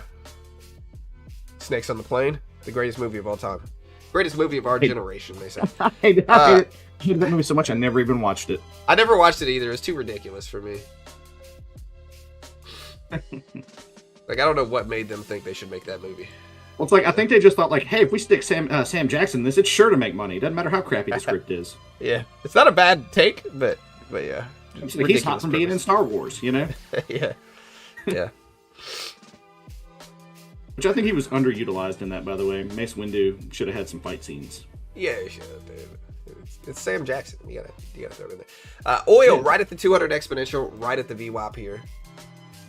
Let's see if we hold down here. NASDAQ is pulling back some, but Hexeth is still doing the Q&A right now. It's from the event is done. Hegseth's speech is done here. I'm wondering if now, I don't know if I want to buy it now, but Hegseth is done speaking here, which is good.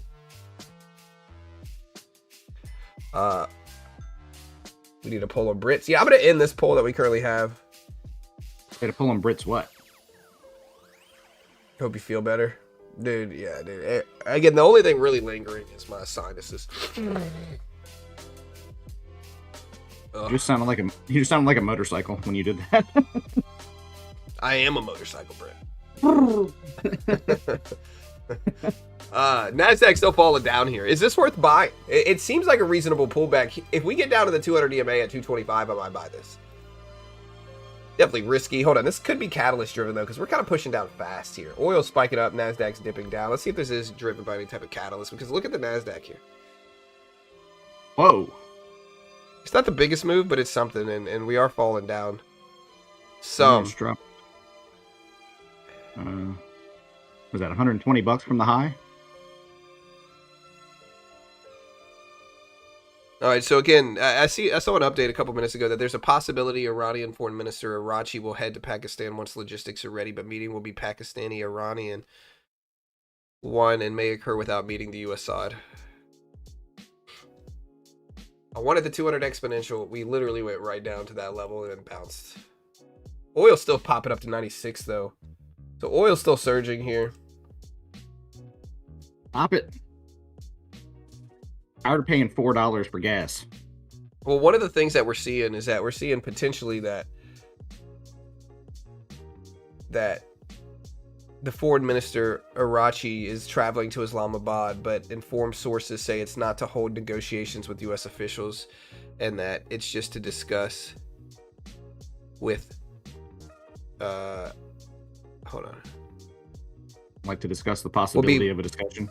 Well, it's Pakistani-Iran meets, not U.S.-Iran, is what they're saying here. And I did just get news that dropped that said Iran's foreign minister will begin trip to Islamabad, Muscat, and Moscow on Friday evening, April 24th. Will hold bilateral consultations, discuss current developments in the region and the latest situation regarding the war via IRNA. So it's looking like he might not actually meet with the U.S.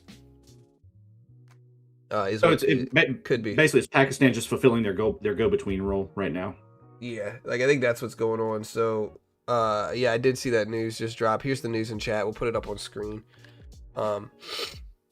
But I think that's what's going on here. Okay. Markets are pricing in less optimism just because of if he's not meeting with the U.S., that's what this is. Yeah. So, it's actually closer to like $4.30 or $4.40 a gallon, Blaze. But to be fair, I also use non-ethanol gas. Cleaner for your car. Yeah, like, so here's the news that I just dropped. This is what's kind of moving things. I forgot the I in Iran, but hey. I wanted this level. Yeah. I wanted to buy this dip. We didn't quite get there, but I also don't think this news is necessarily good. Minister will be. Yeah, I don't think this news is necessarily good. I think it looked originally like we would be meeting with them. Now it's looking like we might not be. Is Muscat in Oman? Me? You're asking me? I'm asking everybody. Oh, I think it's in Oman, but I might be wrong. I think it's the capital of Oman, and I definitely didn't just Google this really quick while you asked that. That's not what happened. But I think it's the capital and largest city of Oman, located on the Arabian Sea coast with a population of over 1.3 million. It is a modern yet traditional port city known for its stunning uniform, white-walled architecture, clean streets, and surrounding volcanic mountains. Yeah, that came just for me. Yeah, is that what you think just off the top of your head? You're right, off the top of my head. That's how, if I had to describe it, that's what I'd describe it as. Okay. Yeah. Just real quick, right? Right, real quick, just off the top of my head. That's what I think it is. I definitely didn't Google that just now and read that from Google. That's not what happened, guys. Despite John's sarcasm, I actually didn't Google the fact that it was in Oman. Yeah. It actually was an AI generated answer. I typed in musket, and that's what it said. So. Musket. Yeah, Muscat. I'm not completely sure how to pronounce it. I think it's Muscat, but I'm not sure. I do pretty good. I do pretty good with my pronunciations here, Oh yeah, well I'm a lot more better. Dude, my pronunciations are better than yours, Britt. Word on the street. Yeah, look, I think there's reasons to be skeptical over the weekend. Right? Like markets broke all-time highs this morning. I'm just going to say this, right? Markets broke all-time highs this morning. Most of it was on news that Pakistan may announce resumption of Iran-US talks today. Right? Markets ended up jumping up. Oil ended up dumping down. I think the risk here, though, to be honest, like if we're looking at the objective risks here, I think there's risks that Arachi is going to be meeting with Pakistan or meeting with, not meeting with U.S. necessarily. And again, it says he's going to go to Islamabad, Muscat, Moscow on Friday evening. But there is no word on whether he's going to be meeting with the U.S. And so I think if that happens, where he does not meet with the United States, I think we could be in for another pullback here. Again, I'm not necessarily saying that's going to happen. We could go the other way, and we could get more renewed talks of U.S. and Iran, which is what markets have priced in this morning. But I don't think it's guaranteed, and I think you want to pay attention to markets over the weekend to see updates on this. Again, we can look at Bitcoin here. Bitcoin up to 78,000+ right now. Here's Bitcoin. We can look at Bitcoin to see what markets might do when they open on Sunday. But I think it's an interesting market right now because I think there's a chance that these get reversed. Some of these gains that get reversed. Now, again, at the same time, we are at all-time highs here, guys.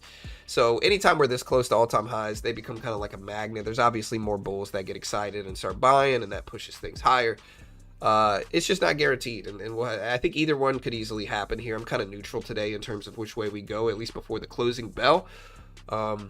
If markets start pricing in optimism, maybe we do run it. Maybe oil does keep coming down. If we get updates that Arachi is not going to be meeting with the U.S. and he's only going to meet with Pakistan, and things are still pretty far away in regarding U.S.-Iran meeting and talking in Islamabad, then the market could just come right back down.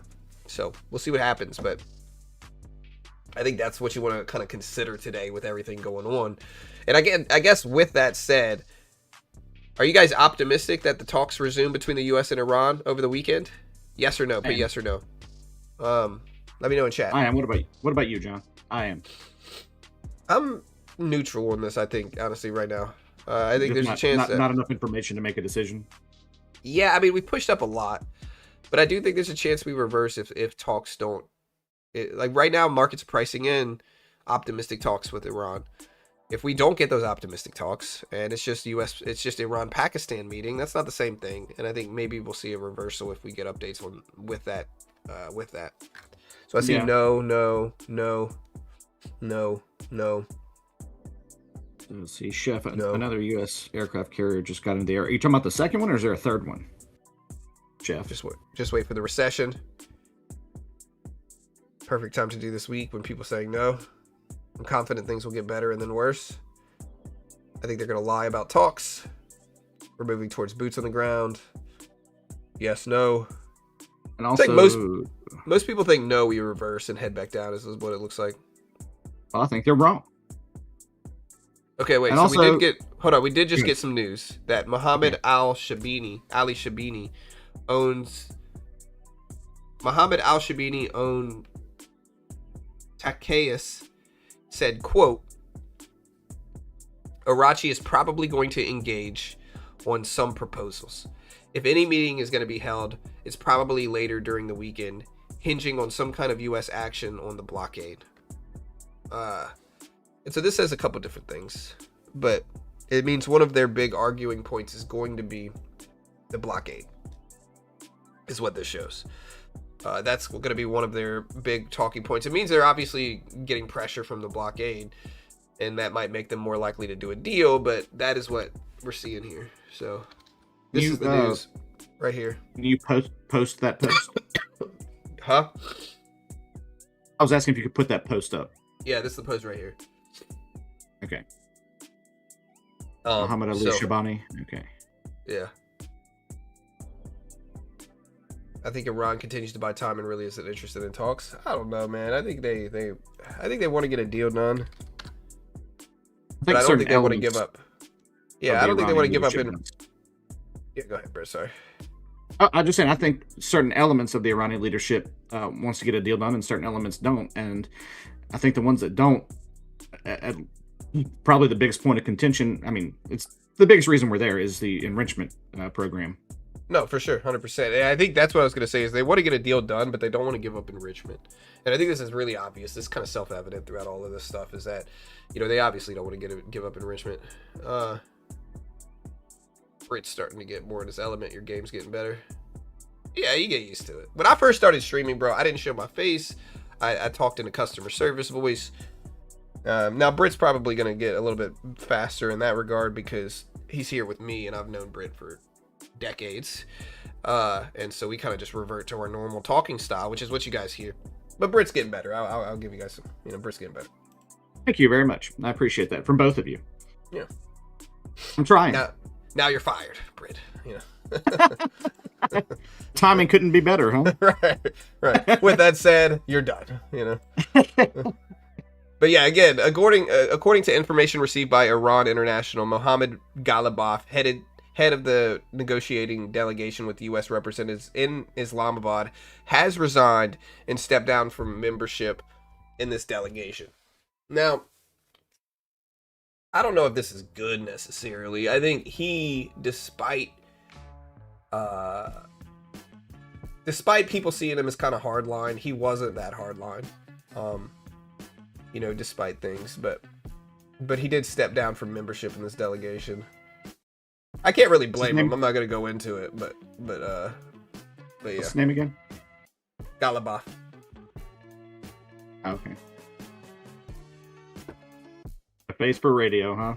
Yeah, and Iran has apparently left more mines in Hormuz earlier this week, according to Axios sources.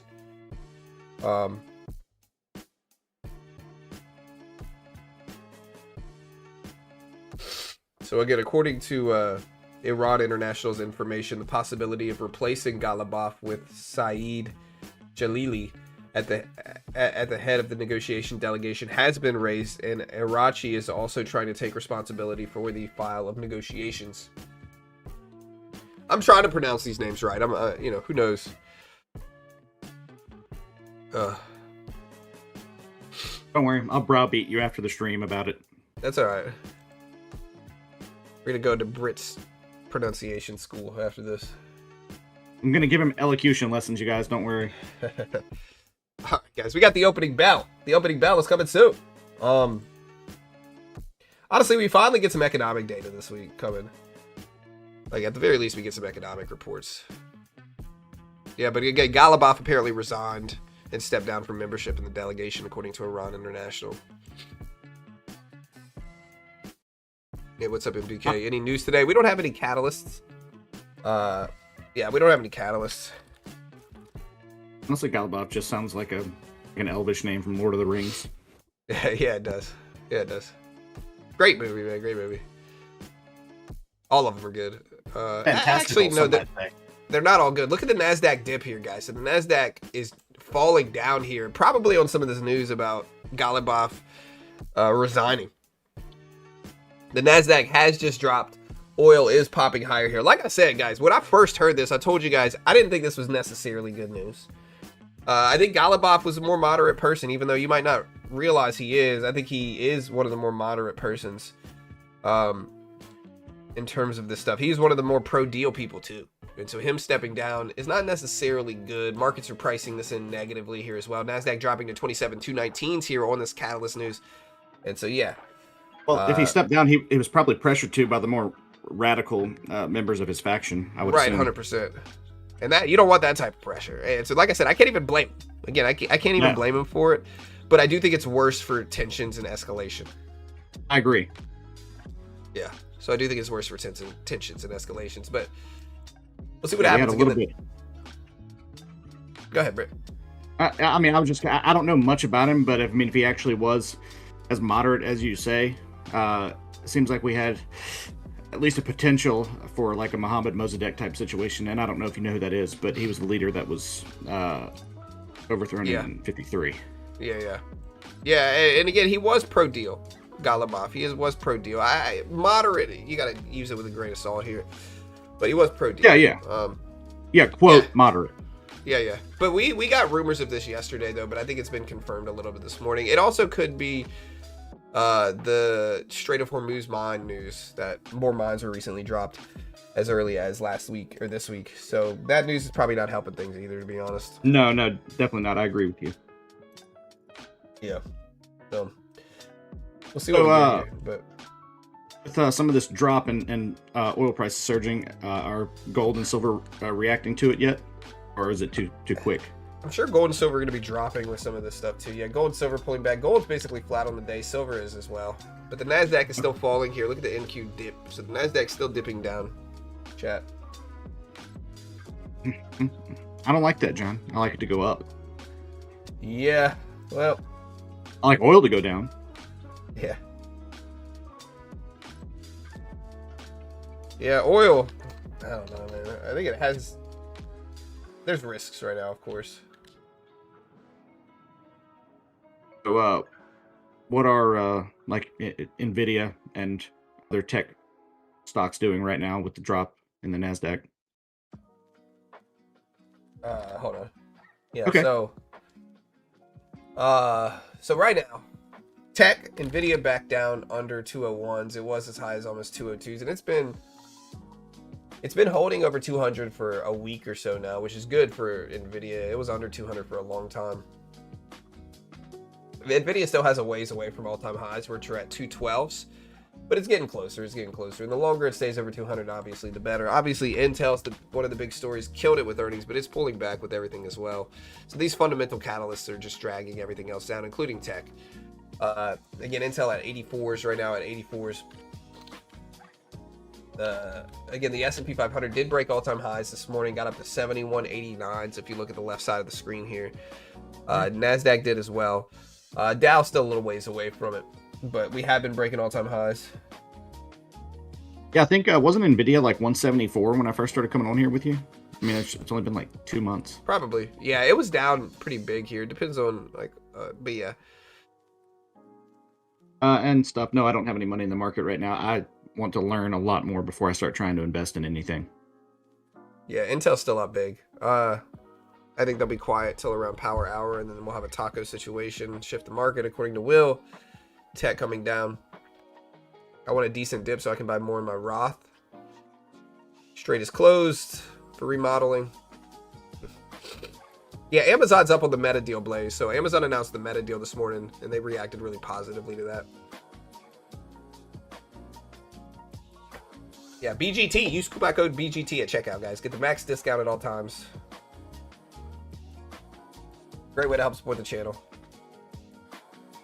Yeah, we do have Michigan sentiment data at 10 a.m. That's true. We absolutely do. We'll see what that looks like as well. That should be interesting. So we do have Michigan consumer sentiment data at 10. Ugh. Also, guys, if you haven't already, check out Tradeify, dude. Tradeify, direct to funded, is actually pretty cheap on Tradeify. So I'll show you guys that in a second here, but direct to funded is pretty cheap on Tradeify. If you look at Tradeify here, I like my favorite two are like I said, my favorite two are currently right now Lucid is probably my number one here. If you look at Lucid's just got the best of all of it. Like, most day traders lose money, and so Lucid, 60 million plus paid to traders, 50,000 traders use Lucid, 50-minute average payout time, and I processed the payout. It took me 1 minute here, 1 minute. 90-10 split, no payout windows, clear and simple rules, 10-to-1 micro scaling allowed, end of day drawdowns, no hard breach rules. And so I like it. There's a bunch of different options as well. If you use my coupon code BGT, you'll get the max discount, but Lucid Direct 238, really not that bad. And again, if you want to check Lucid out, is your favorite right now? Lucid has kind of the best of everything right now. I like Lucid. Apex currently has a 90% off. So they're all good for different things, right? I like Lucid as the best kind of number one, like good at everything basically. And again, if you want to check out Lucid, these are affiliate links. Of course, I'm biased. Use coupon code BGT at whichever prop firm you like. But yeah, but here's the link right here. Check it out. There's the Lucid link. You can also check out Tradeify, and you can find all the links in the description of this video. NASDAQ's starting to climb higher here. Tradeify has the cheapest direct-to-funded, so if you don't even want to take an eval here, again, Tradeify, they're direct-to-funded, they're lightning funded right now. 207, one-time fee. So the cheapest direct-to-funding is probably here. 50K is only $295. It's less than $300 direct-to-funded on Tradeify, so that's good as well. If you want like a good beginner-friendly one, Take Profit is really good for like new traders. And then Apex is probably the cheapest one. And they recently like revamped all their stuff too, so they're all good for different stuff. Okay. So like, if and when I start the day trade, which one would you suggest for me?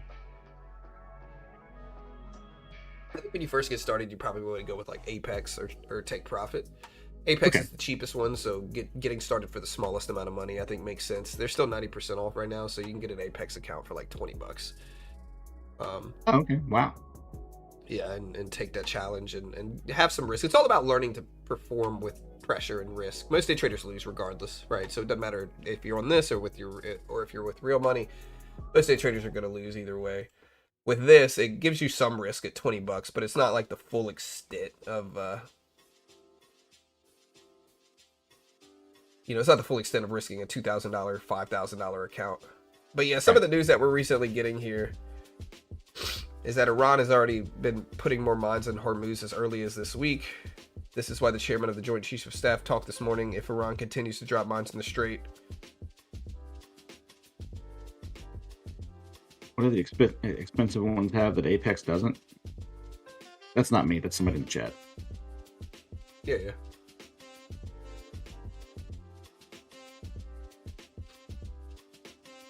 Yeah, you probably want to really start with like a paper account at the very beginning, Brit. So realistically, that's probably what you want to do first. Do you agree with Blaze? Yeah, like you probably want to just risk paper. But again, Arachi is visiting Pakistan, Oman, and Russia starting today as Iran pushes to ease tensions. Yeah, thanks for the advice, Blaze. I appreciate it. You're probably right. Like, I do need to learn like the dynamics of the different actions and functions a lot better. I'm sorry, guys. I'll try to mute it next time I cough. Do you hear that cough, though, bro? Ugh. You guys show your sympathy for John. He feels terrible, and he's still here for you. I know. Feel bad for me, guys. Feel bad. Ugh. I'm trying here, bro. My nose is not. It's not happening. He is thankfully managing to mute it before he starts weeping, though. Yeah. Yeah. Basically, I'm gonna cry about it right now, guys. Right now, I'm gonna cry about it.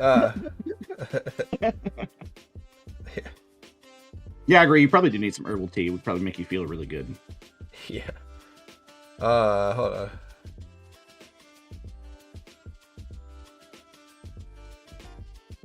And we're currently a little over 200. I mean, a little over 200 likes. Let's see if we can get to 400 likes again today, guys. I sure would appreciate it. Yeah. And also join the Discord. Join it. Join it, guys. Do it now. Do it now. Do it now. Do it now, guys. Ugh. All right, so we also have some Apex accounts here that we can play with today. Here's a 250 Apex account. It's one of the legacy accounts, though. Ugh. How much do I have to make on this account? Especially if you aren't able to treat it like a real account. You mean you kind of like lose your fear of losing when you know there's nothing to actually lose? Place? Yeah. No, 100%. You don't have any of the emotions. Yeah, that makes sense. Yeah, I'm going to try to feel better over the weekend. I should be back ready by Monday. Again, whenever I feel bad, I just stop feeling bad and start feeling awesome instead. No, that's true. All right, look, we're just going to risk it. I'm a degenerate with these eval accounts, so... Honestly, realistically, I like going direct to funded much more than I like taking evals. But I believe we could bounce at the 200 exponential, so we're going to take some size here.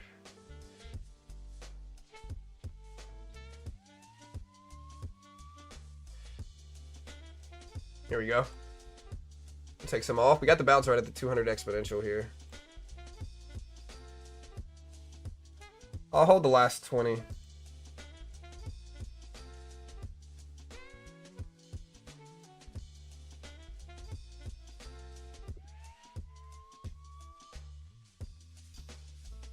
Yeah, I mean, It makes sense, place.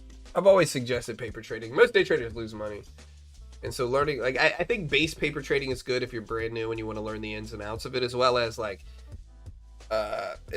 it teaches you how to manage trades and it allows you to test strategies. Is what just base paper trading does. That's number one. Number two is, outside of that, a funded account program like a prop firm account will kind of create a situation in which you're risking something and you're learning to trade with some risk.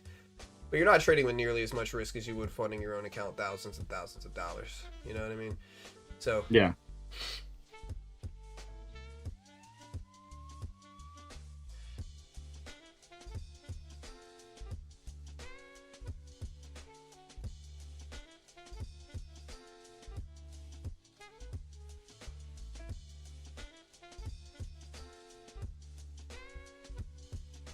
So I think I have to make 15,000 to get funded here.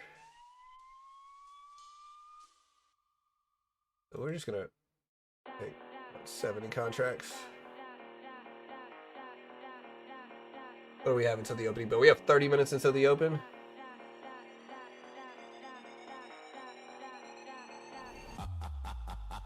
$28. Yeah.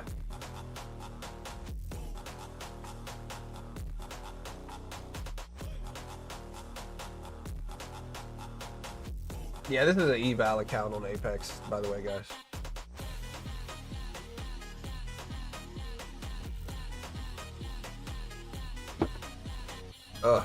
Yeah, I've traded options, dude. Alright. I'm just gonna see if we keep rising here. Also, give me a follow on x.com at Beginner Trades. You can also give me a follow on Discord here, guys. We got a completely free Discord. It doesn't cost anything. Yeah, I hate the song, dude. I don't know why it even pops up on my list. I feel like somebody's laughing at me in the background. I'm like, why is this guy laughing at me, dude? You know? Microsoft and other cloud providers have tightened their grip on GPUs, pressuring AI customers, according to the information.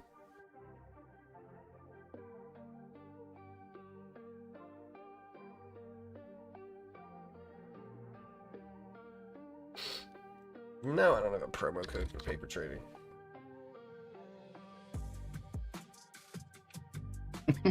All right, guys, we're here. We're ready. John's laugh. Somebody's laughing at me in that song, and I can feel it. I can feel it. I don't appreciate it. That's just the chat laughing at you. Yeah. Is this the chat laughing at me, guys? Wait.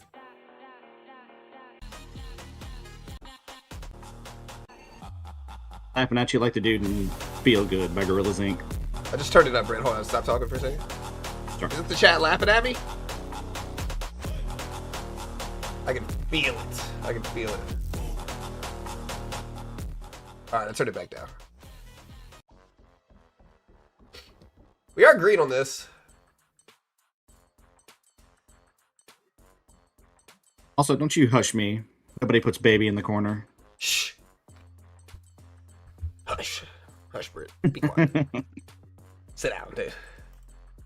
But yeah, Microsoft and other AI provider tighten grips on GPUs, apparently. So they're facing higher prices, month-long wait times to access NVIDIA GPUs, according to the information. Microsoft employees expect GPU wait times for cloud customers to persist through the end of this year in 2026. All right, we're going to take a little bit off here, just a little bit.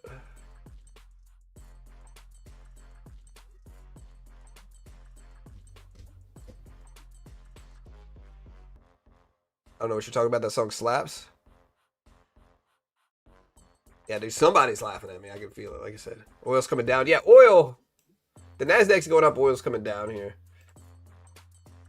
Honestly, just sounds like a Blade fight song to me.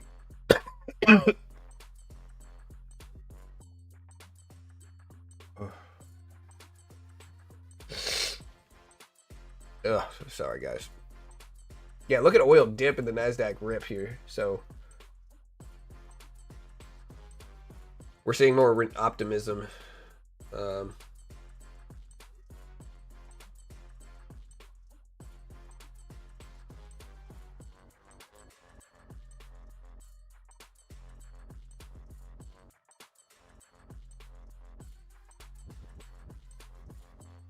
Let's see if we keep pushing higher here.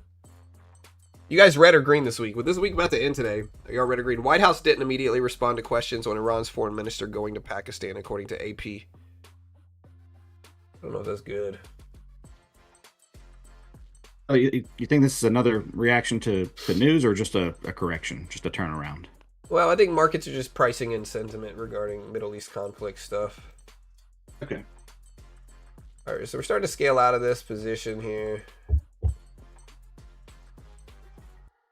We can hold the rest of this roughly break even. We're up about 4,000 or 5,000 on this eval, but Dang. what do you even buy at these levels? Yeah, I mean, things are at all-time highs. I think long-term... Hold on. I might be cutting the rest of this.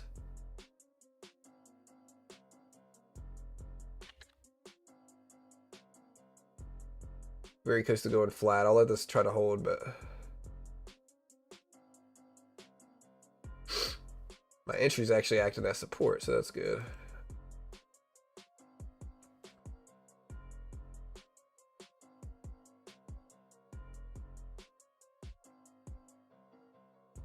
We liquidate a little bit more. Yeah, today we have Michigan consumer sentiment data. I don't know what that data is going to look like, but we do have that data going live at 10 o'clock. So we'll 9 hour time. Yeah, we'll see. I know I always ask that, and I mean, I know like all this stuff is Eastern Standard Time, but I just want to be sure. Yeah, everything I talk about on stream is Eastern time, almost always. Unless you explicitly say otherwise. Yeah, I'm gonna cut this position probably now and just get out pretty deeply in the green without worrying about it, guys. Yeah, I mean, I'm in Central Time, but markets move on Eastern Time, so let's see what we get today.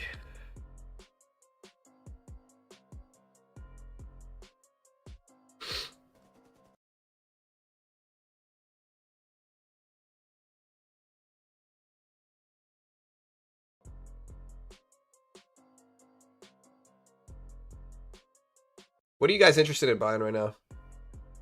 Yeah, dude, my cough is nasty right now. So Al Mayadeen, apparently, which is an envoy to Islamabad, says it cannot be said yet that Iranian foreign minister meeting in Pakistan will be preparation for a new round of negotiations. This might negatively impact markets here. And yeah, look at this news coming out, and then look at oil going up and the NASDAQ coming down here. Again, the news that just dropped that might be moving markets here. We don't know for sure, but it might be moving markets is this news right here. If it's not, it's pretty coincidentally timed. Right. Yeah, look, this news right here. Look at oil jump and look at the NASDAQ dump here. So oil's popping up, NASDAQ's dipping down some here. But again, we don't know if this is necessarily what we're seeing. Again, White House didn't immediately respond to questions on Iran's foreign minister going to Pakistan. And Al Mayadeen, envoy to Islamabad, says it can't be said yet that the foreign minister meetings in Pakistan will be a prep for new round of negotiations with the United States. Now, it's not a huge move, but markets are just kind of digesting this now as well. So, man, this volatility expends a lot of mental energy. Are we trying to find a meaning to each candle? Not necessarily. None of it really. I think this is a news-driven market. But I'm like the conflict in Iran is definitely making markets move a little bit different than they normally do, I think. And again, Arachi is going to visit Pakistan, Oman, and Russia starting today on Friday as Iran pushes to ease tensions. So, Oman, I can't believe this is happening. Sneeze is coming. I felt a little twinkle sneeze, but it just disappeared. Worst feeling ever. Yeah. When a sneeze goes away, you know. Ugh. You like that pun stuff? I don't know if I trust Stuff, dude. I feel like Stuff might have a bunch of different accounts here. You know, one time Stuff won a giveaway and didn't even claim the giveaway here, you know. How dare you? I know, bro. Like I said, I immediately was like, who's this guy, dude? He didn't even accept the giveaway. I can't believe this.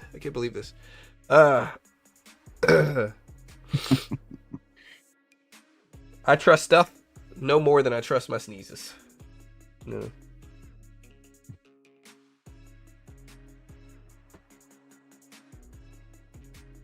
All right, guys. I'm back here. Do you think it's pretty likely that... All right, wait. NASDAQ just okay. jumped. Oil dumping. NASDAQ jumping here. But NASDAQ kind of retraced. But look at the volume surge here as well. You can see the volume go up.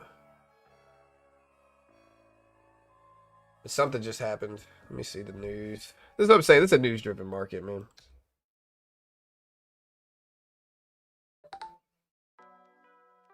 Do y'all see anything that did this? Or maybe this is just like, that was a weird upward candle wick and then retracement.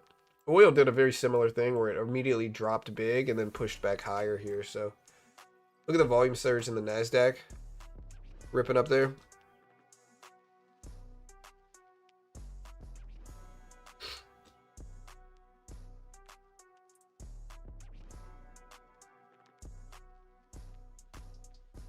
Yeah, something happened. I don't see any news, but something just dropped.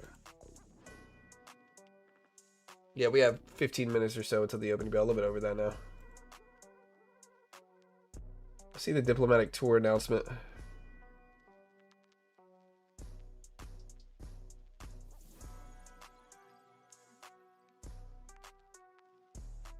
That's precisely why I didn't hold my long one headline away from getting wrecked. Yeah, no, for sure. It's been like that the last few days where anything could happen here moving stuff, dude.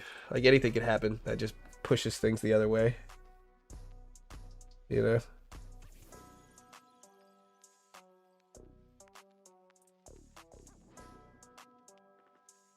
You're like wind blowing in the background, John.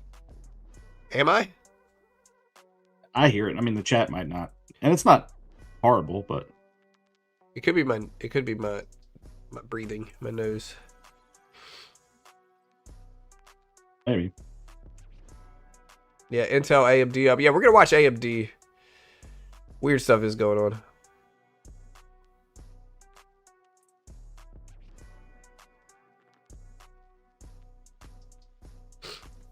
Zed's dead. Zed is dead, bro. He died. The actor that played Zed is dead now. All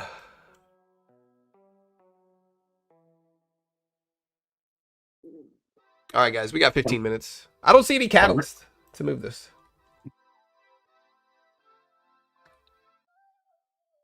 Yeah, he was the bad guy in the mask. That's right. I couldn't think of it. I knew it sounded familiar.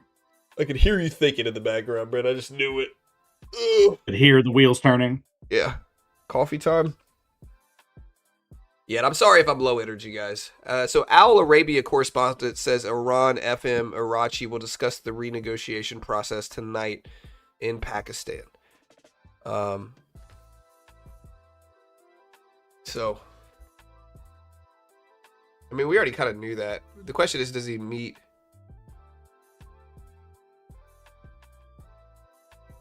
Yeah, it's the same guy. It's Zed in Pulp Fiction. Yeah, I mean, that's what I originally commented.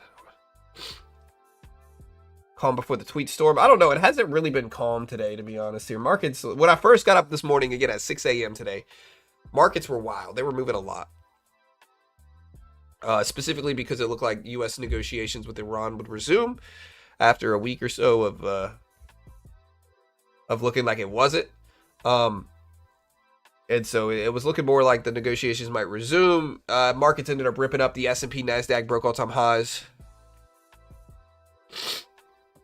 And again, sources are now telling a shark that an American delegation will arrive in Islamabad within 36 hours in preparation for a second round of talks. The breaking news today is it's looking like U.S.-Iran talks will be resuming sometime. Now, we're getting kind of differing things here, especially regarding Arachi, who, you know, has not confirmed that they're going to even be meeting with the U.S. That some of it is looking like they might just meet with Pakistan and Russia. But we'll see, guys. We'll see. Again, just be careful today.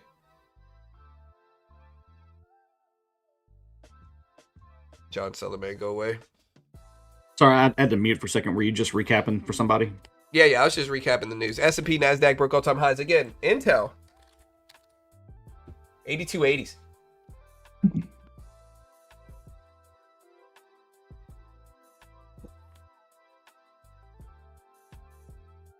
Ugh. I gotta sneeze, but it just doesn't happen. That's a huge crash. The NASDAQ is starting to run back higher here. NASDAQ up to 27,250s. Is May a buy time, guys? Should anybody buy in May? I don't know.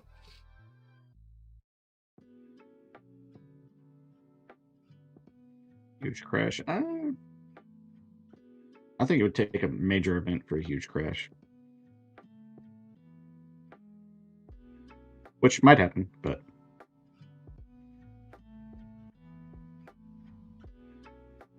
Sorry.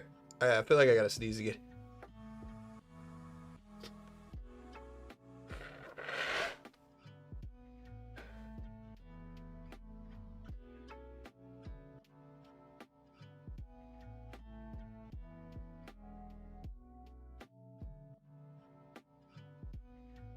Not giving us false hope and just sneeze.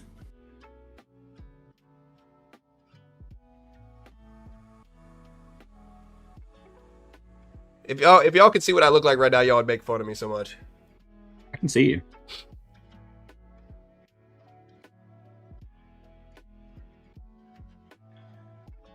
Ugh, like the sneeze feels like it's coming, but it's not. There it is. Bless you. Ugh. I was gonna say you can always keep a little pepper snifter by you to make you sneeze when you need to. Ugh, yeah. Or I could go look at the sun. If the sun's even out right now. Ugh, dude. Well, you know, the sun will come out tomorrow. Ugh. Bless you. Ugh. Yes. No activation fee on take profit trader. Clifford. Just to clarify, you're not feeling worse, right? You're just sneezing. No, I feel better than I did the last few days. Okay, the only good. thing lingering is the sinus stuff.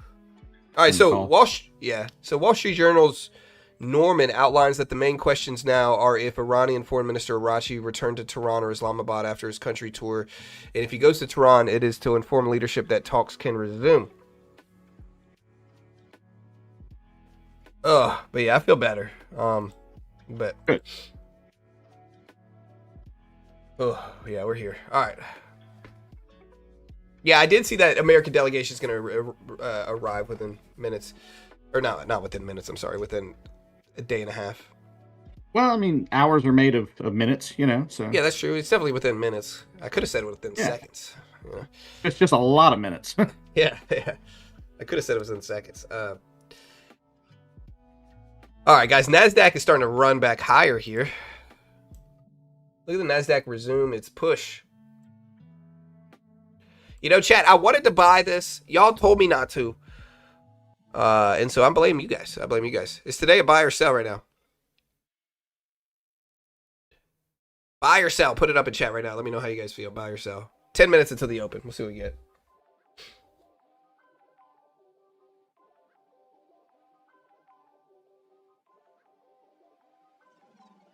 Yeah, y'all make sure to hit the notification bell. So hit the notification bell. We got Michigan consumer sentiment data at 10 o'clock today too. So we do have Michigan data. Buy, sell, buy, dump, sell, buy. It's Brit's fault. It's definitely Brit's fault. Sound like a Backstreet Boy song there for a second. Bye. Yeah. Bye. That's right. You know, sing it, Brit. Sing it, man. Sell. That was the sequel. Yeah. Yeah, that's right. Yeah. Yeah, I sent my daughter this hilarious video. Let me see if you guys get it. Look at the NASDAQ jump up here, though. So let me make sure there's no breaking news. Hold on. All right.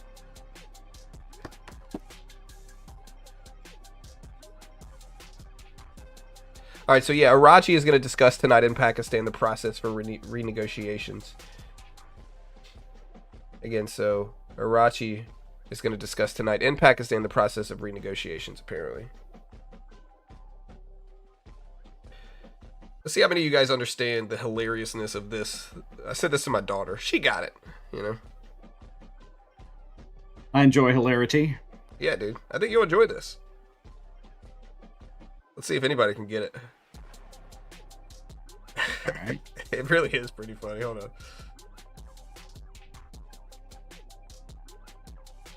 I think I sneezed on my phone. It's all weird now. That was me. Sorry. Yeah, it was you, dude.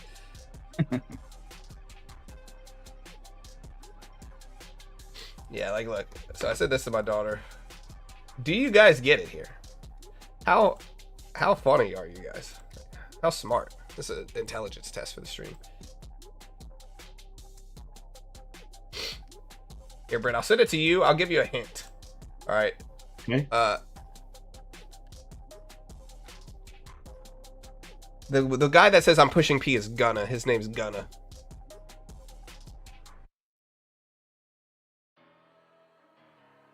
How smart are you guys?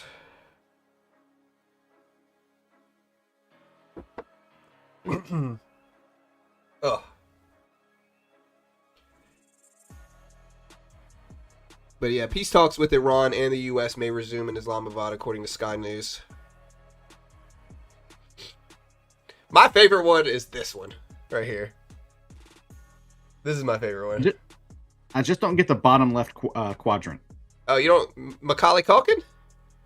I couldn't tell who that was. This is from My Girl, Brit. Okay, yeah. Do you get it? Have you ever seen My Girl? Yeah, I've seen it. It's been a long time, but I've seen it. Yeah. Yeah, it's gonna. Yeah, be. Yeah. Honestly, I would never watch My Girl. I told my daughter never to watch it. I've seen it when I was young. What kind of freaking psychopath watches that movie, dude? Like, as a parent, I would never want to watch that movie ever. Who wants to watch that, bro? Who wants to watch My Girl? My sister loved that movie. It made her cry so hard. I know, dude. I told my daughter, I was like, do not watch My Girl. Like, don't do it. And she did it anyway. Came out just tears flowing. Tears flowing. Why would you ever want to watch it, bro? Who wants to watch My Girl, dude? I definitely don't. What about My Girl 2? My Girl 2, I don't remember as much. I remember, like, there's a kid with a bowl cut.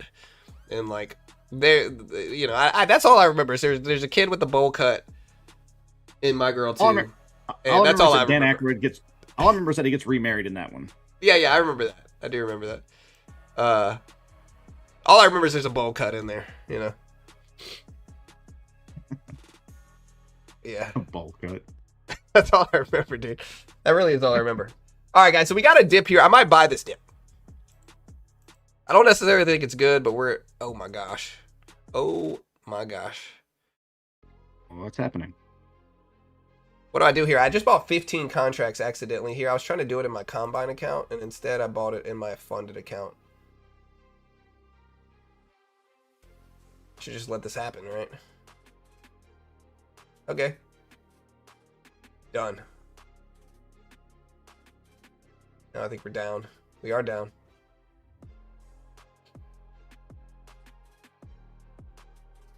You're raising a funeral home? Yeah, this is a funded account right here.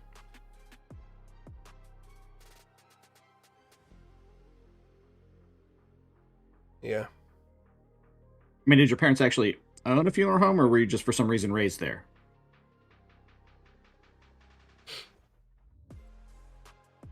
Yeah, I'm in this trade, guys. We're now down. I accidentally bought 15 contracts in not an eval, an actual funded account here. But I want to let it work here. I don't hate the trade. Let me see if I can jump in on... Where's the other one? Here's the Apex one. You know, we're going to try.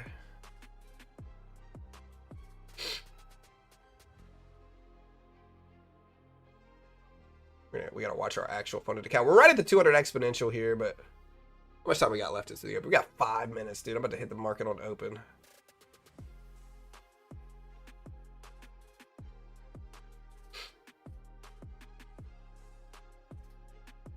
Yeah, I think I got to cut this. It was just an accident taking this trade. Luckily, we got out close to break even on it. I mean, I wouldn't say it's good. I think I can probably hold it and still make money too, but...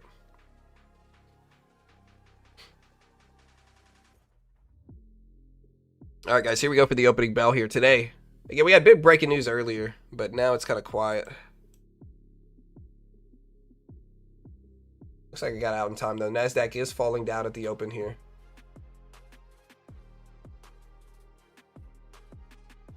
Why'd you get out on the consolidation? It's too close to the opening bell, and I didn't mean to take a position that large in a funded account. But again, no Iran-U.S. talks to take place during the Arachi visit to Pakistan is probably what's moving markets down. A senior Iranian source told Al Jazeera that no Iran-U.S. talks are going to take place during the Arachi visit to Pakistan. Only bilateral engagement, a senior Iranian source told Al Jazeera. So this is actually what's tanking markets here right now. This news right here is what's dropping markets. Again, this news right here is dropping markets.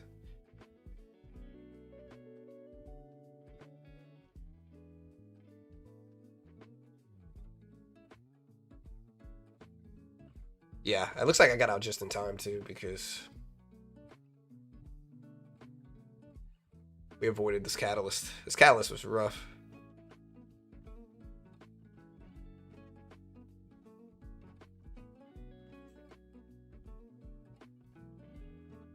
All right, guys, here we go. 3 minutes until the opening bell. NASDAQ might just turn really red.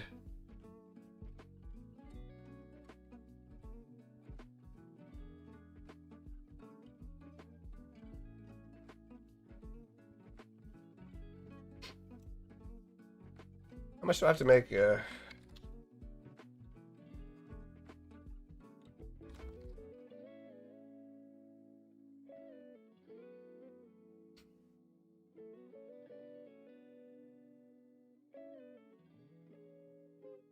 Me over, I'll get the negotiations done. Yeah, but this Iran news is pretty rough. I guess I'll hold this position. This is an eval account, guys, so we're just kind of having fun with it, but I think I'll hold this one through the open. Maybe take some of this off and then hold the rest. The good thing about Apex is you can get funded in one try. So you can get funded in one trade. But again, the big breaking news that really tanked markets ahead of the open today is that no Iran-U.S. talks are going to take place during the Arachi's visit to Pakistan. So that's kind of the news dumping things right here.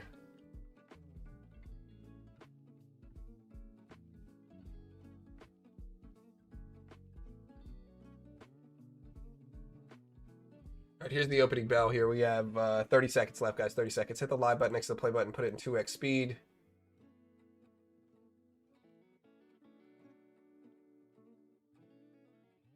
Yeah, I mean, it's one of those situations where I just kind of want to get rid of these old legacy accounts. I'd rather a new legacy or a new Apex account, but the market's still dumping down on this news here, guys. Look at the market drop.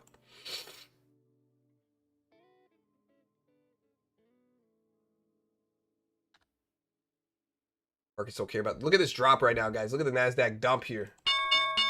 There's the opening bell. Let's see what happens. But the NASDAQ is very, very red at the opening bell. Very, very, very red.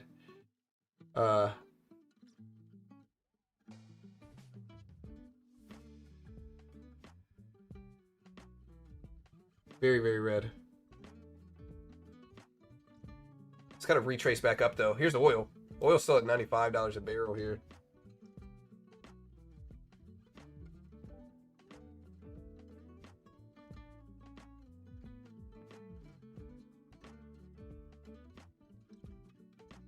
But the redness is showing up here after the news of no Iran talks are going to take place during Arachi's visit to Pakistan. Only bilateral engagement, specifically.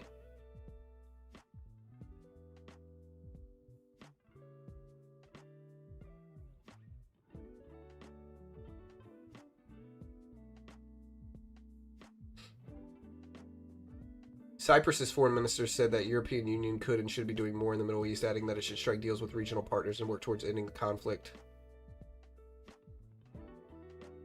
All right, so we dropped some at the opening bell. We hit the VWAP. Oil is elevated, though. Elevated up to, look at these levels.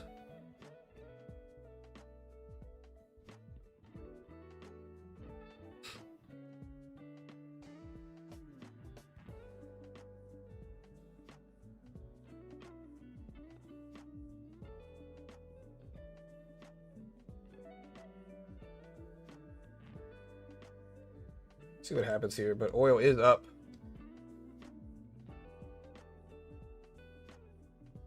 Markets have reacted negatively so far since the open. They're starting to find some bottoms.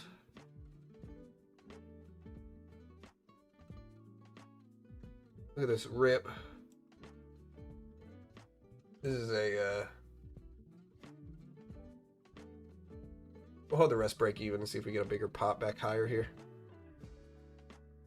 Where's Intel right now?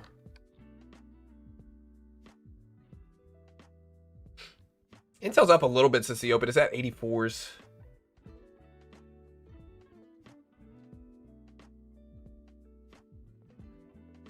Nvidia's going up. Intel's going up. Apple's going down since the open. Yeah, Nvidia's up to 202s.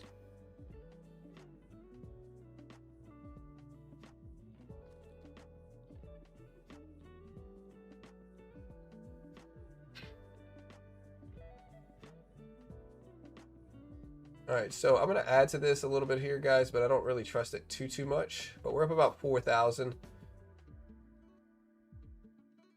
want to give it a chance to bounce back, but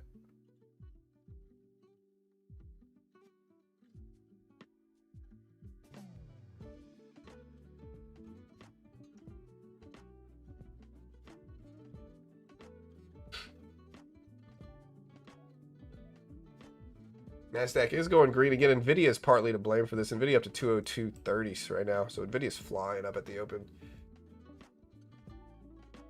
I want to add back to this here, maybe.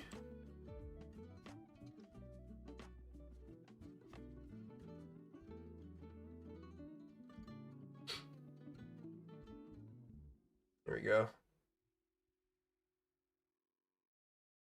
All right, we got a little bit left here.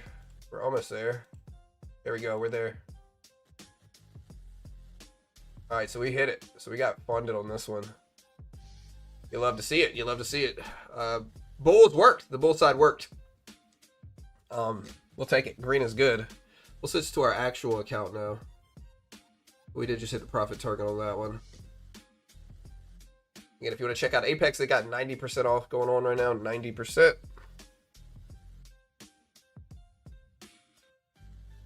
Nvidia is driving a lot of this move. So Nvidia is pushing up pretty substantially here. Again, NASDAQ. Yeah, the SPX hit all-time highs. Or the, what is it, NDX? Yeah, the NDX. The NASDAQ 100 index hit all-time highs. Look at it. The S&P did earlier today, but all-time highs on the S&P are 71.47. If we're not talking futures, that is. So, but yeah, look at the NQ. What's up there? Again, AMD ripping. Nvidia flying to 203s right now.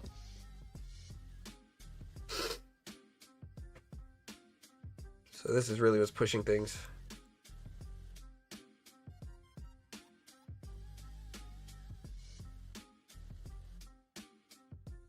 Yeah, here's the NQ futures.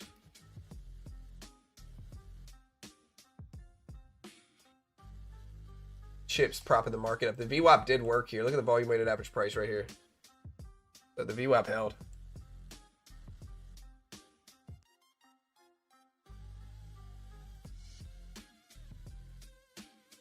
I don't know. The reason I like the standard VWAP is because it's the most watched. Like, look, here's the VWAP right here.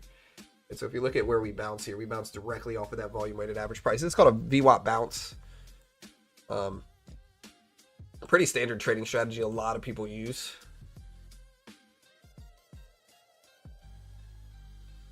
Look at Nvidia start to dip though. A lot of this is driven by chips. Look at chips start to pull back. NASDAQ starting to pull back with it.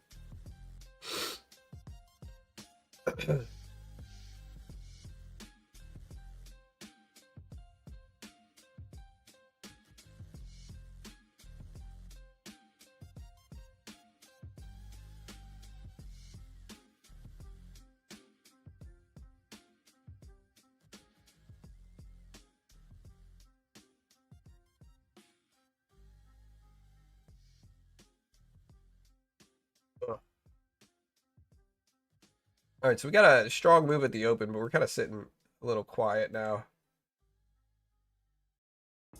We're kind of in this range between the VWAP and the 200 exponential, so we do have to kind of wait here.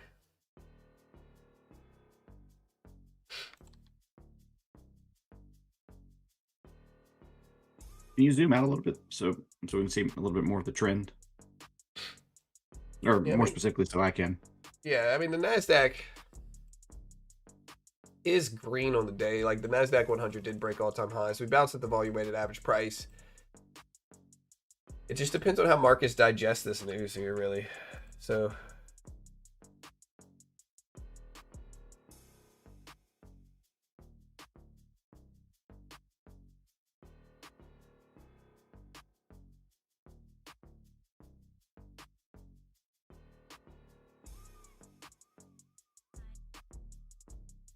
if we think Nvidia is going to bounce at this volume weighted average price, maybe we can get into some trades here.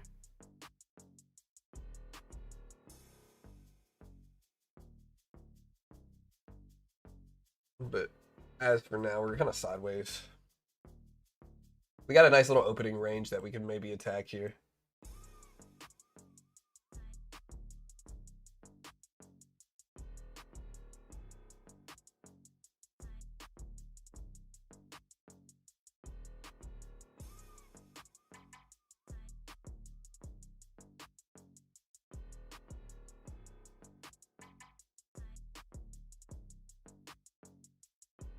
Here's the 200 exponential. Here's the volume weighted average price. So we're watching both of these spots. I just don't know.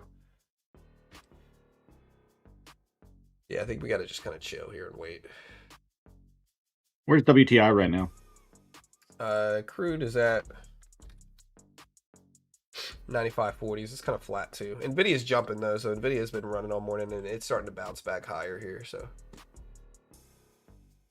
is Nvidia just kind of dragging everything up with it? Yeah. Yeah, Nvidia is the most heavily weighted stock in the stock market. So when Nvidia runs, everything runs. Forgive my ignorance, but what do you mean when you say it's the most heavily weighted? You know, the indexes that we cover, like the NASDAQ 100, is made up of stocks, right?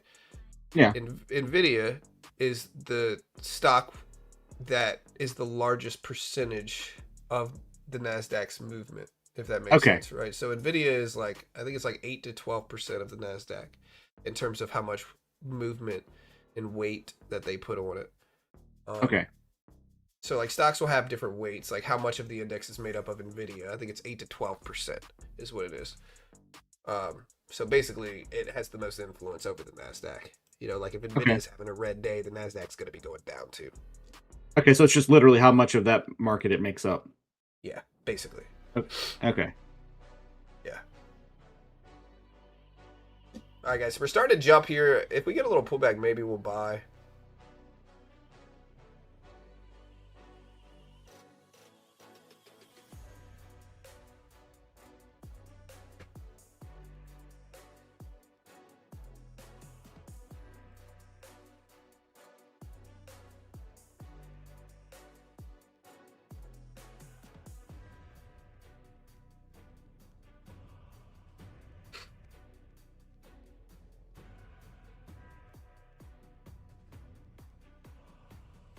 All right, guys, so we're still sitting tight. I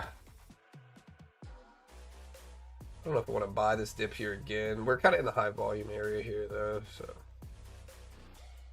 I might need us to break. Get up to like 300s before I really get interesting here. But 200 EMA is right here, though. We're over this now. And again, Nvidia is part of the reason. Nvidia is just flying higher here. It's close to all-time high. It's close to highs of the day, not all-time highs.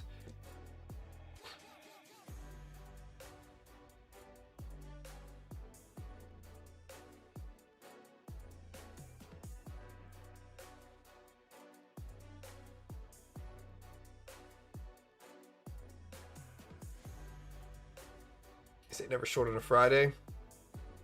No trade till everything's clear.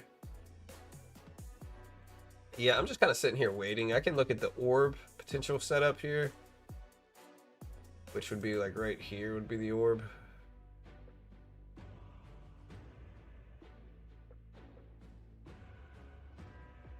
Gonna buy this dip though. We're gonna take a small trade here.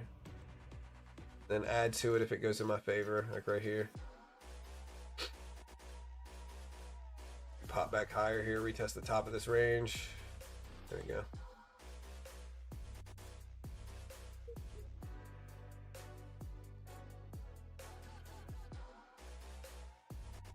There we go, that's nice. There we go. We just broke the top of the orb. I gotta be careful for a liquidity trap, but I'm gonna take another piece off here. If I can hold the rest longer term with less worry about it, since I've already made enough money on this.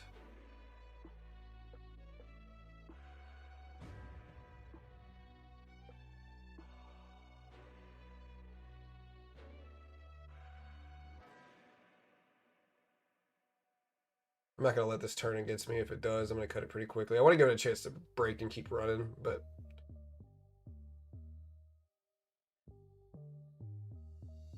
yeah, I'm going to cut it right there. So we made money on it. But... good. Hey, so, FYI, quick fun fact. Did you know, and you probably do know, and a matter of fact, I'm assuming most people do, but in the chat, but did you know the New York Stock Exchange has been around since 1792? I didn't know it was that long. That's a long time. Yeah, it's pretty wild. For a while, but yeah. And the Philadelphia Stock Exchange apparently predated that by 2 years. Yeah, back in the day, they used to be a pit, and they would go make the deals in the pit. Man, that sounds like kind of like combat, you know? Yeah, it really does. It probably kind of was too. Yeah. Again, gas is forecast according to what is this? Kalshi. It's forecast to climb to $4.20 plus a gallon. Steady uptrend. They're showing. Intel national average. Yeah. Okay. Intel. I'm very interested in Kalshi. Yeah, that's the future of markets. Future of trading. Future of markets. I think I'm gonna start playing with it. Eventually, they're gonna have an IPO, and I think that IPO is gonna be really interesting. With that said, though, the Nasdaq coming back down here, so the Nasdaq is dipping. We got the 200 exponential bounce, but then we cut it, which looks like it was the right decision. Look at this red showing up.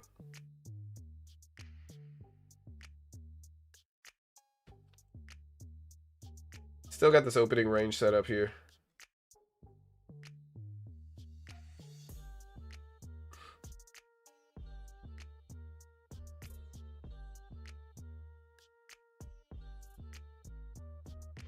Yeah, the point of control is here at 250. Yeah, the high volume area is just what it's more likely like that we're gonna it's more balanced than this high volume area here, if that makes sense. There's just a terrible drawing, but it's more balanced.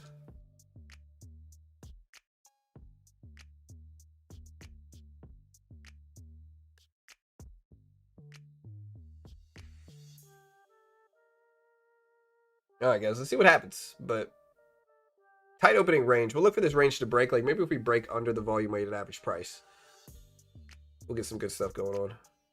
We also kind of have a head and shoulders pattern, so I'm kind of tempted to short this push back up. But again, we are back in that high volume area, so I don't like it as much.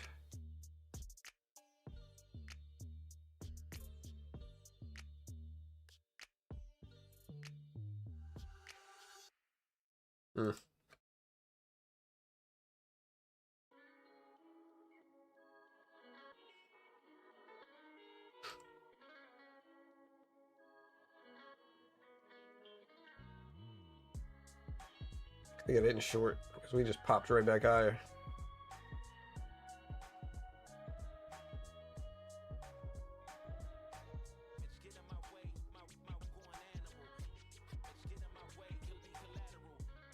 Yeah, very neutral opening here.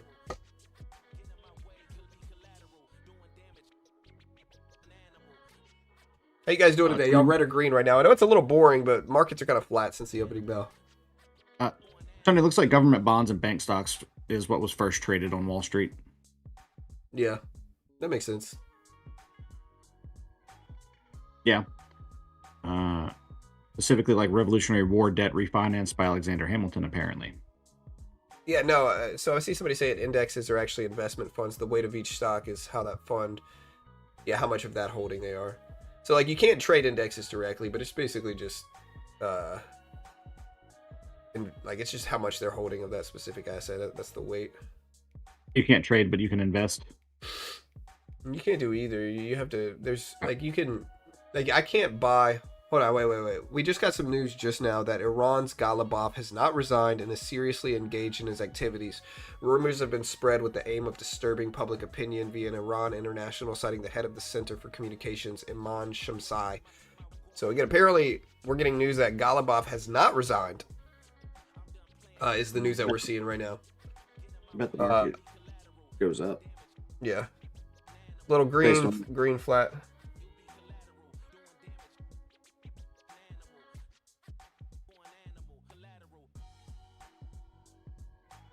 Again, if you haven't already, subscribe, hit the notification bell. We appreciate it. We'll see what happens over this weekend. Are y'all bullish or bearish for the weekend, guys? Yeah, who knows what's actually true here and what's not. Yeah, who knows what's actually true and what's not. Who freaking knows, man, at this point.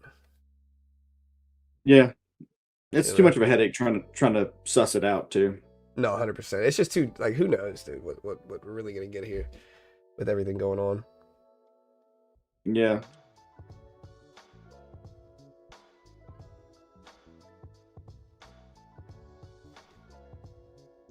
I said bear or bull for the opening bell. Yogi Bear. Choppy session. Yeah, nothing's really going on here. Like, nothing really looks good. Also, smash the like button. At least get us over 300. I was hoping for 400 again today, but I'll settle for 3. What are we at? If not, I'm be mad at you guys. Like 269. Yeah, I mean, it's just we got less. I know. We don't have economic data today, so we got Michigan consumer sentiment. I forgot. Oh yeah, Chat, I forgot. 12 minutes. Yeah. But no, I know that. I'm just kind of talking it up a little bit. Yeah.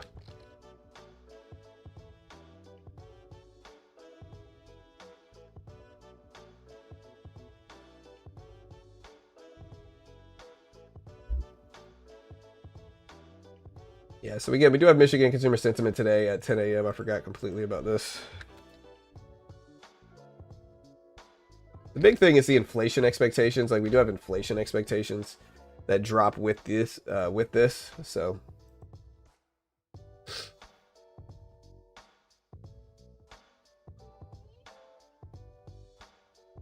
Thanks, Truck Taylor. I love your shoes, by the way.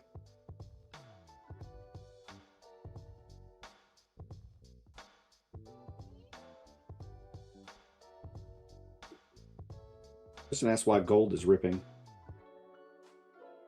Gold's probably ripping because well, it's hard to tell, actually. I don't know. Okay. Hold on. I'm in the middle of doing something, so I'm not really thinking. No, I know. Speaking of that, I know somebody up here. I know it's just a bear comment, but speaking of Yogi, does anybody else ever notice that Rocky Balboa sounds oddly like Yogi Bear? Hey, yo, boo boo. Yeah. Gold is ripping up right now, guys. Gold is at 47.20s here. Nvidia did bounce right at the volume weighted average price. Exactly at the VWAP here. Okay, so Pakistani source via Al Hadath says the date for the launch of the second round of U.S.-Iranian negotiations has not yet been determined.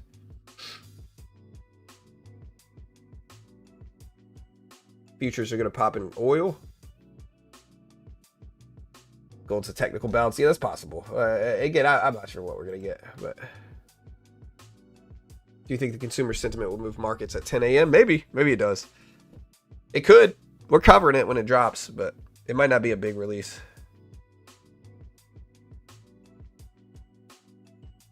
Gotta be positive, John. I believe it, bro. I believe it, man. I believe it will move markets. Me too. We're gonna wait for this. We're gonna wait for it. I believe the market can fly.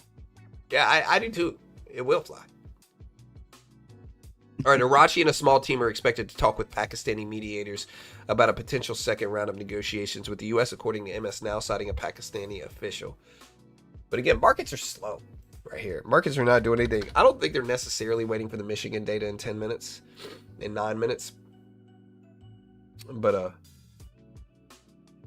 yeah, I believe we can move markets here, guys. I believe. Me too. You know, they can touch the sky. You know, I know. I think about it every night and day, Brett. You know, I know you do. Thanks very much, Tiny. Yeah.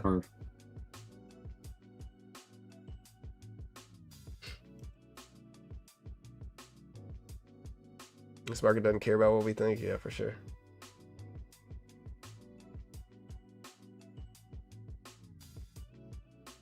Ugh. What is the orb showing? The orb is pretty sideways here, guys. The orb is just here. That's the orb right there. And so we can wait for us to break under or over this, but the orb is pretty flat, pretty boring. Not really doing much. What's the technical definition of an orb, by the way? It's just an opening range breakout. So you look at a time frame. Most people look at 15 minutes, and so you just look at the top and bottom of the range in the first 15 minutes after the open, and then you wait for that range to break and take that direction of trade. Okay. Yeah. So essentially what we're looking at is top and bottom in this range. I think the bottom makes a little bit more sense because it's breaking under the VWAP, but we're really sideways. We're really not doing anything too crazy today. All right, then. I'm with you, fellers. Yeah. Yeah, I covered the news about Golubov not necessarily resigning. We got news earlier that he hasn't resigned, apparently, according to Iran's International, citing the head of Center for Communications. Rumors have been spread with the aim of disturbing public opinion, end quote, is what they said. So, yeah, see you, Tiny. Have a great weekend. Markets are slow. We got the consumer sentiment and inflation data going live at 10. Let's see what that looks like.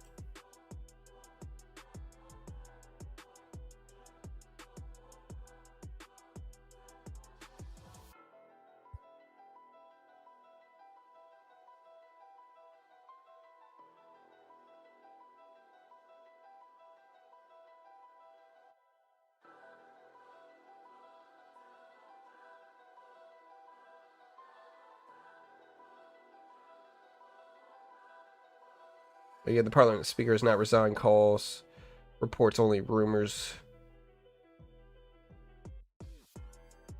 But again, we saw that the blockade against ships entering or exiting Iranian ports continues to date. U.S. forces have redirected 34 vessels. So here is that news. Look at the NASDAQ dump here, though. So the NASDAQ just dumped. Let's see what oil's doing.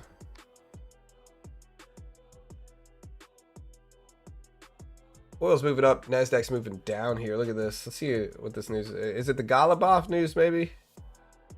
Again, Ayman Shamsai said Iran's parliament speaker Golubov has not resigned. Calls reports rumors. We already covered this like 10 minutes ago, though.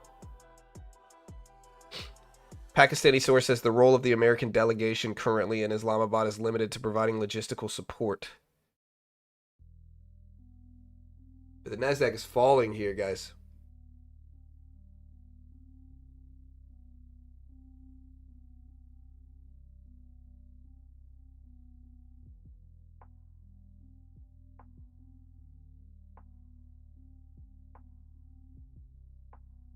Look at the red. So we did just break under this orb. I'm worried about the Michigan data influencing things.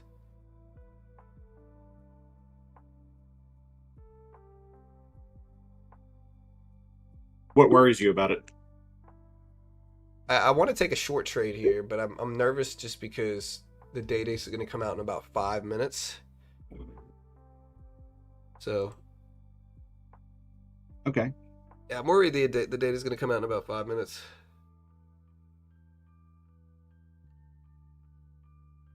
So I want to give it some time. We did just jump in a short right here. We're up about 120. I took most of that off just now. It's the orb setup. Let's see if we can ride the rest down here. I'll take a little bit more off there. There we go. Beautiful. We'll take this.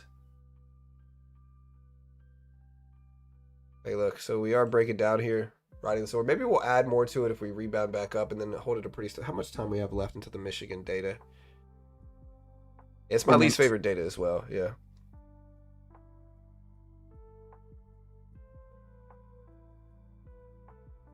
Yeah, we'll see. We'll see.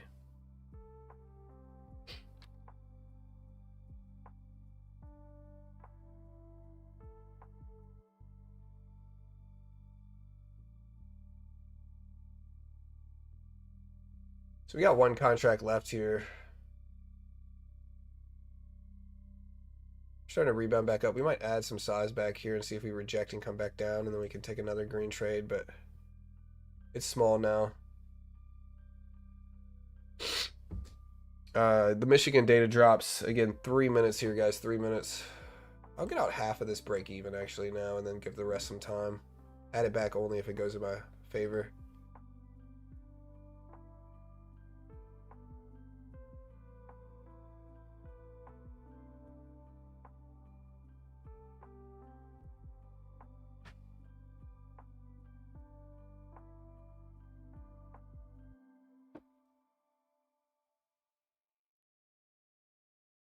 All right, so we're pushing up. I'll probably cut this if it starts to rip up too much here.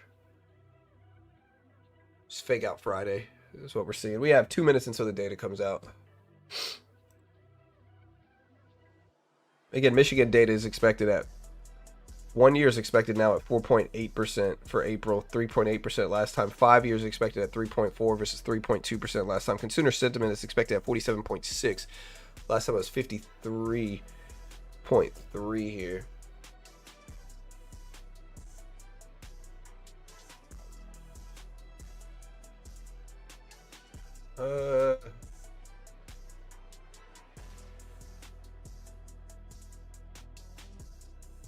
We're definitely green since the opening bell. I want to give this time to flush back down here, though. I think the orb setup is still there, and we're kind of still in the heat of this. But this data does drop in about 1 minute and 20 seconds. Hit the live button next to the play button. Put it in 2x speed, guys, because the data is going to come out sometime soon. But markets are still kind of flat right now.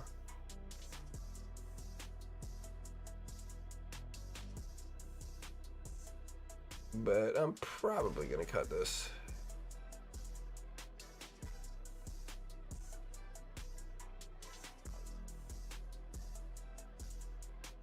I'm going to cut it right here and just get out and wait now.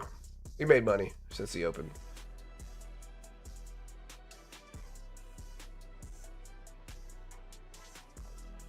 But here we go. Michigan data drops in 40 seconds. 40 seconds, guys.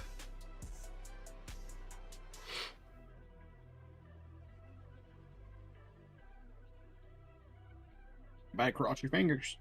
Yeah, here we go. We'll see what this data looks like, but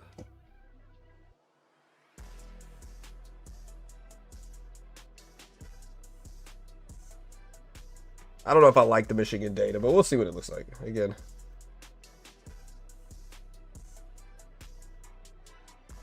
here we go. 5 seconds. 5 seconds.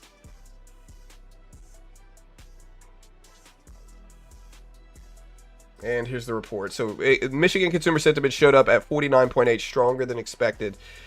Inflation expectations did show up.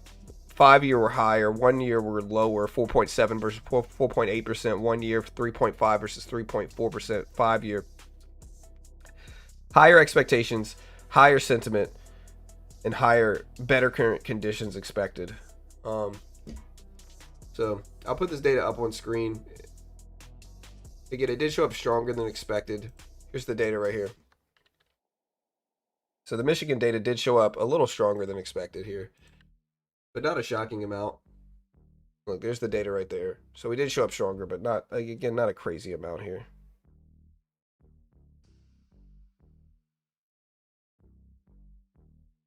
NASDAQ did react negatively to this, though. But sometimes the first move is the wrong move, so let's see what oil's doing.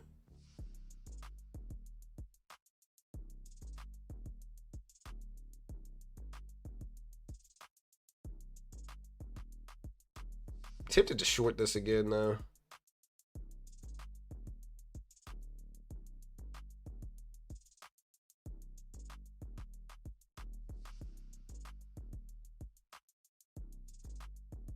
Yeah, sometimes the first move is the wrong move. Look at this pop. What is this? Is this catalyst driven? Hold on.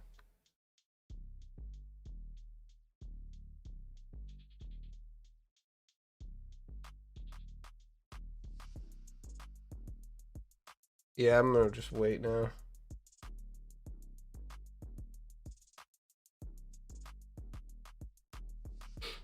All right, markets went up originally, tapped the 200 exponential, and now it's kind of starting to come back down here.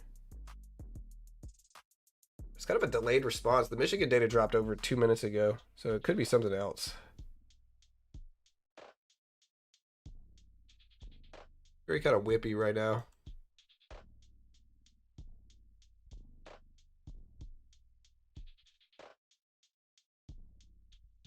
Might jump short in this here, so.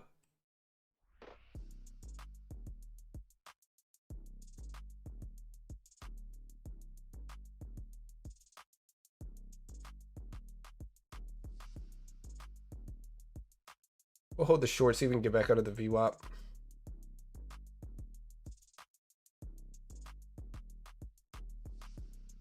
There was no observable catalyst for that. Not really. Excuse me, guys. You're excused. All right, so our short's working here. I'm going to cut it right here, I think right at the volume weighted average price, at least a lot of it, and then wait a little bit longer. There we go. I'm going to cut it right there and just get out. And I think that's it for me today, guys. I'm not really feeling that hot. So again, if you want to help support the channel, check out Lucid.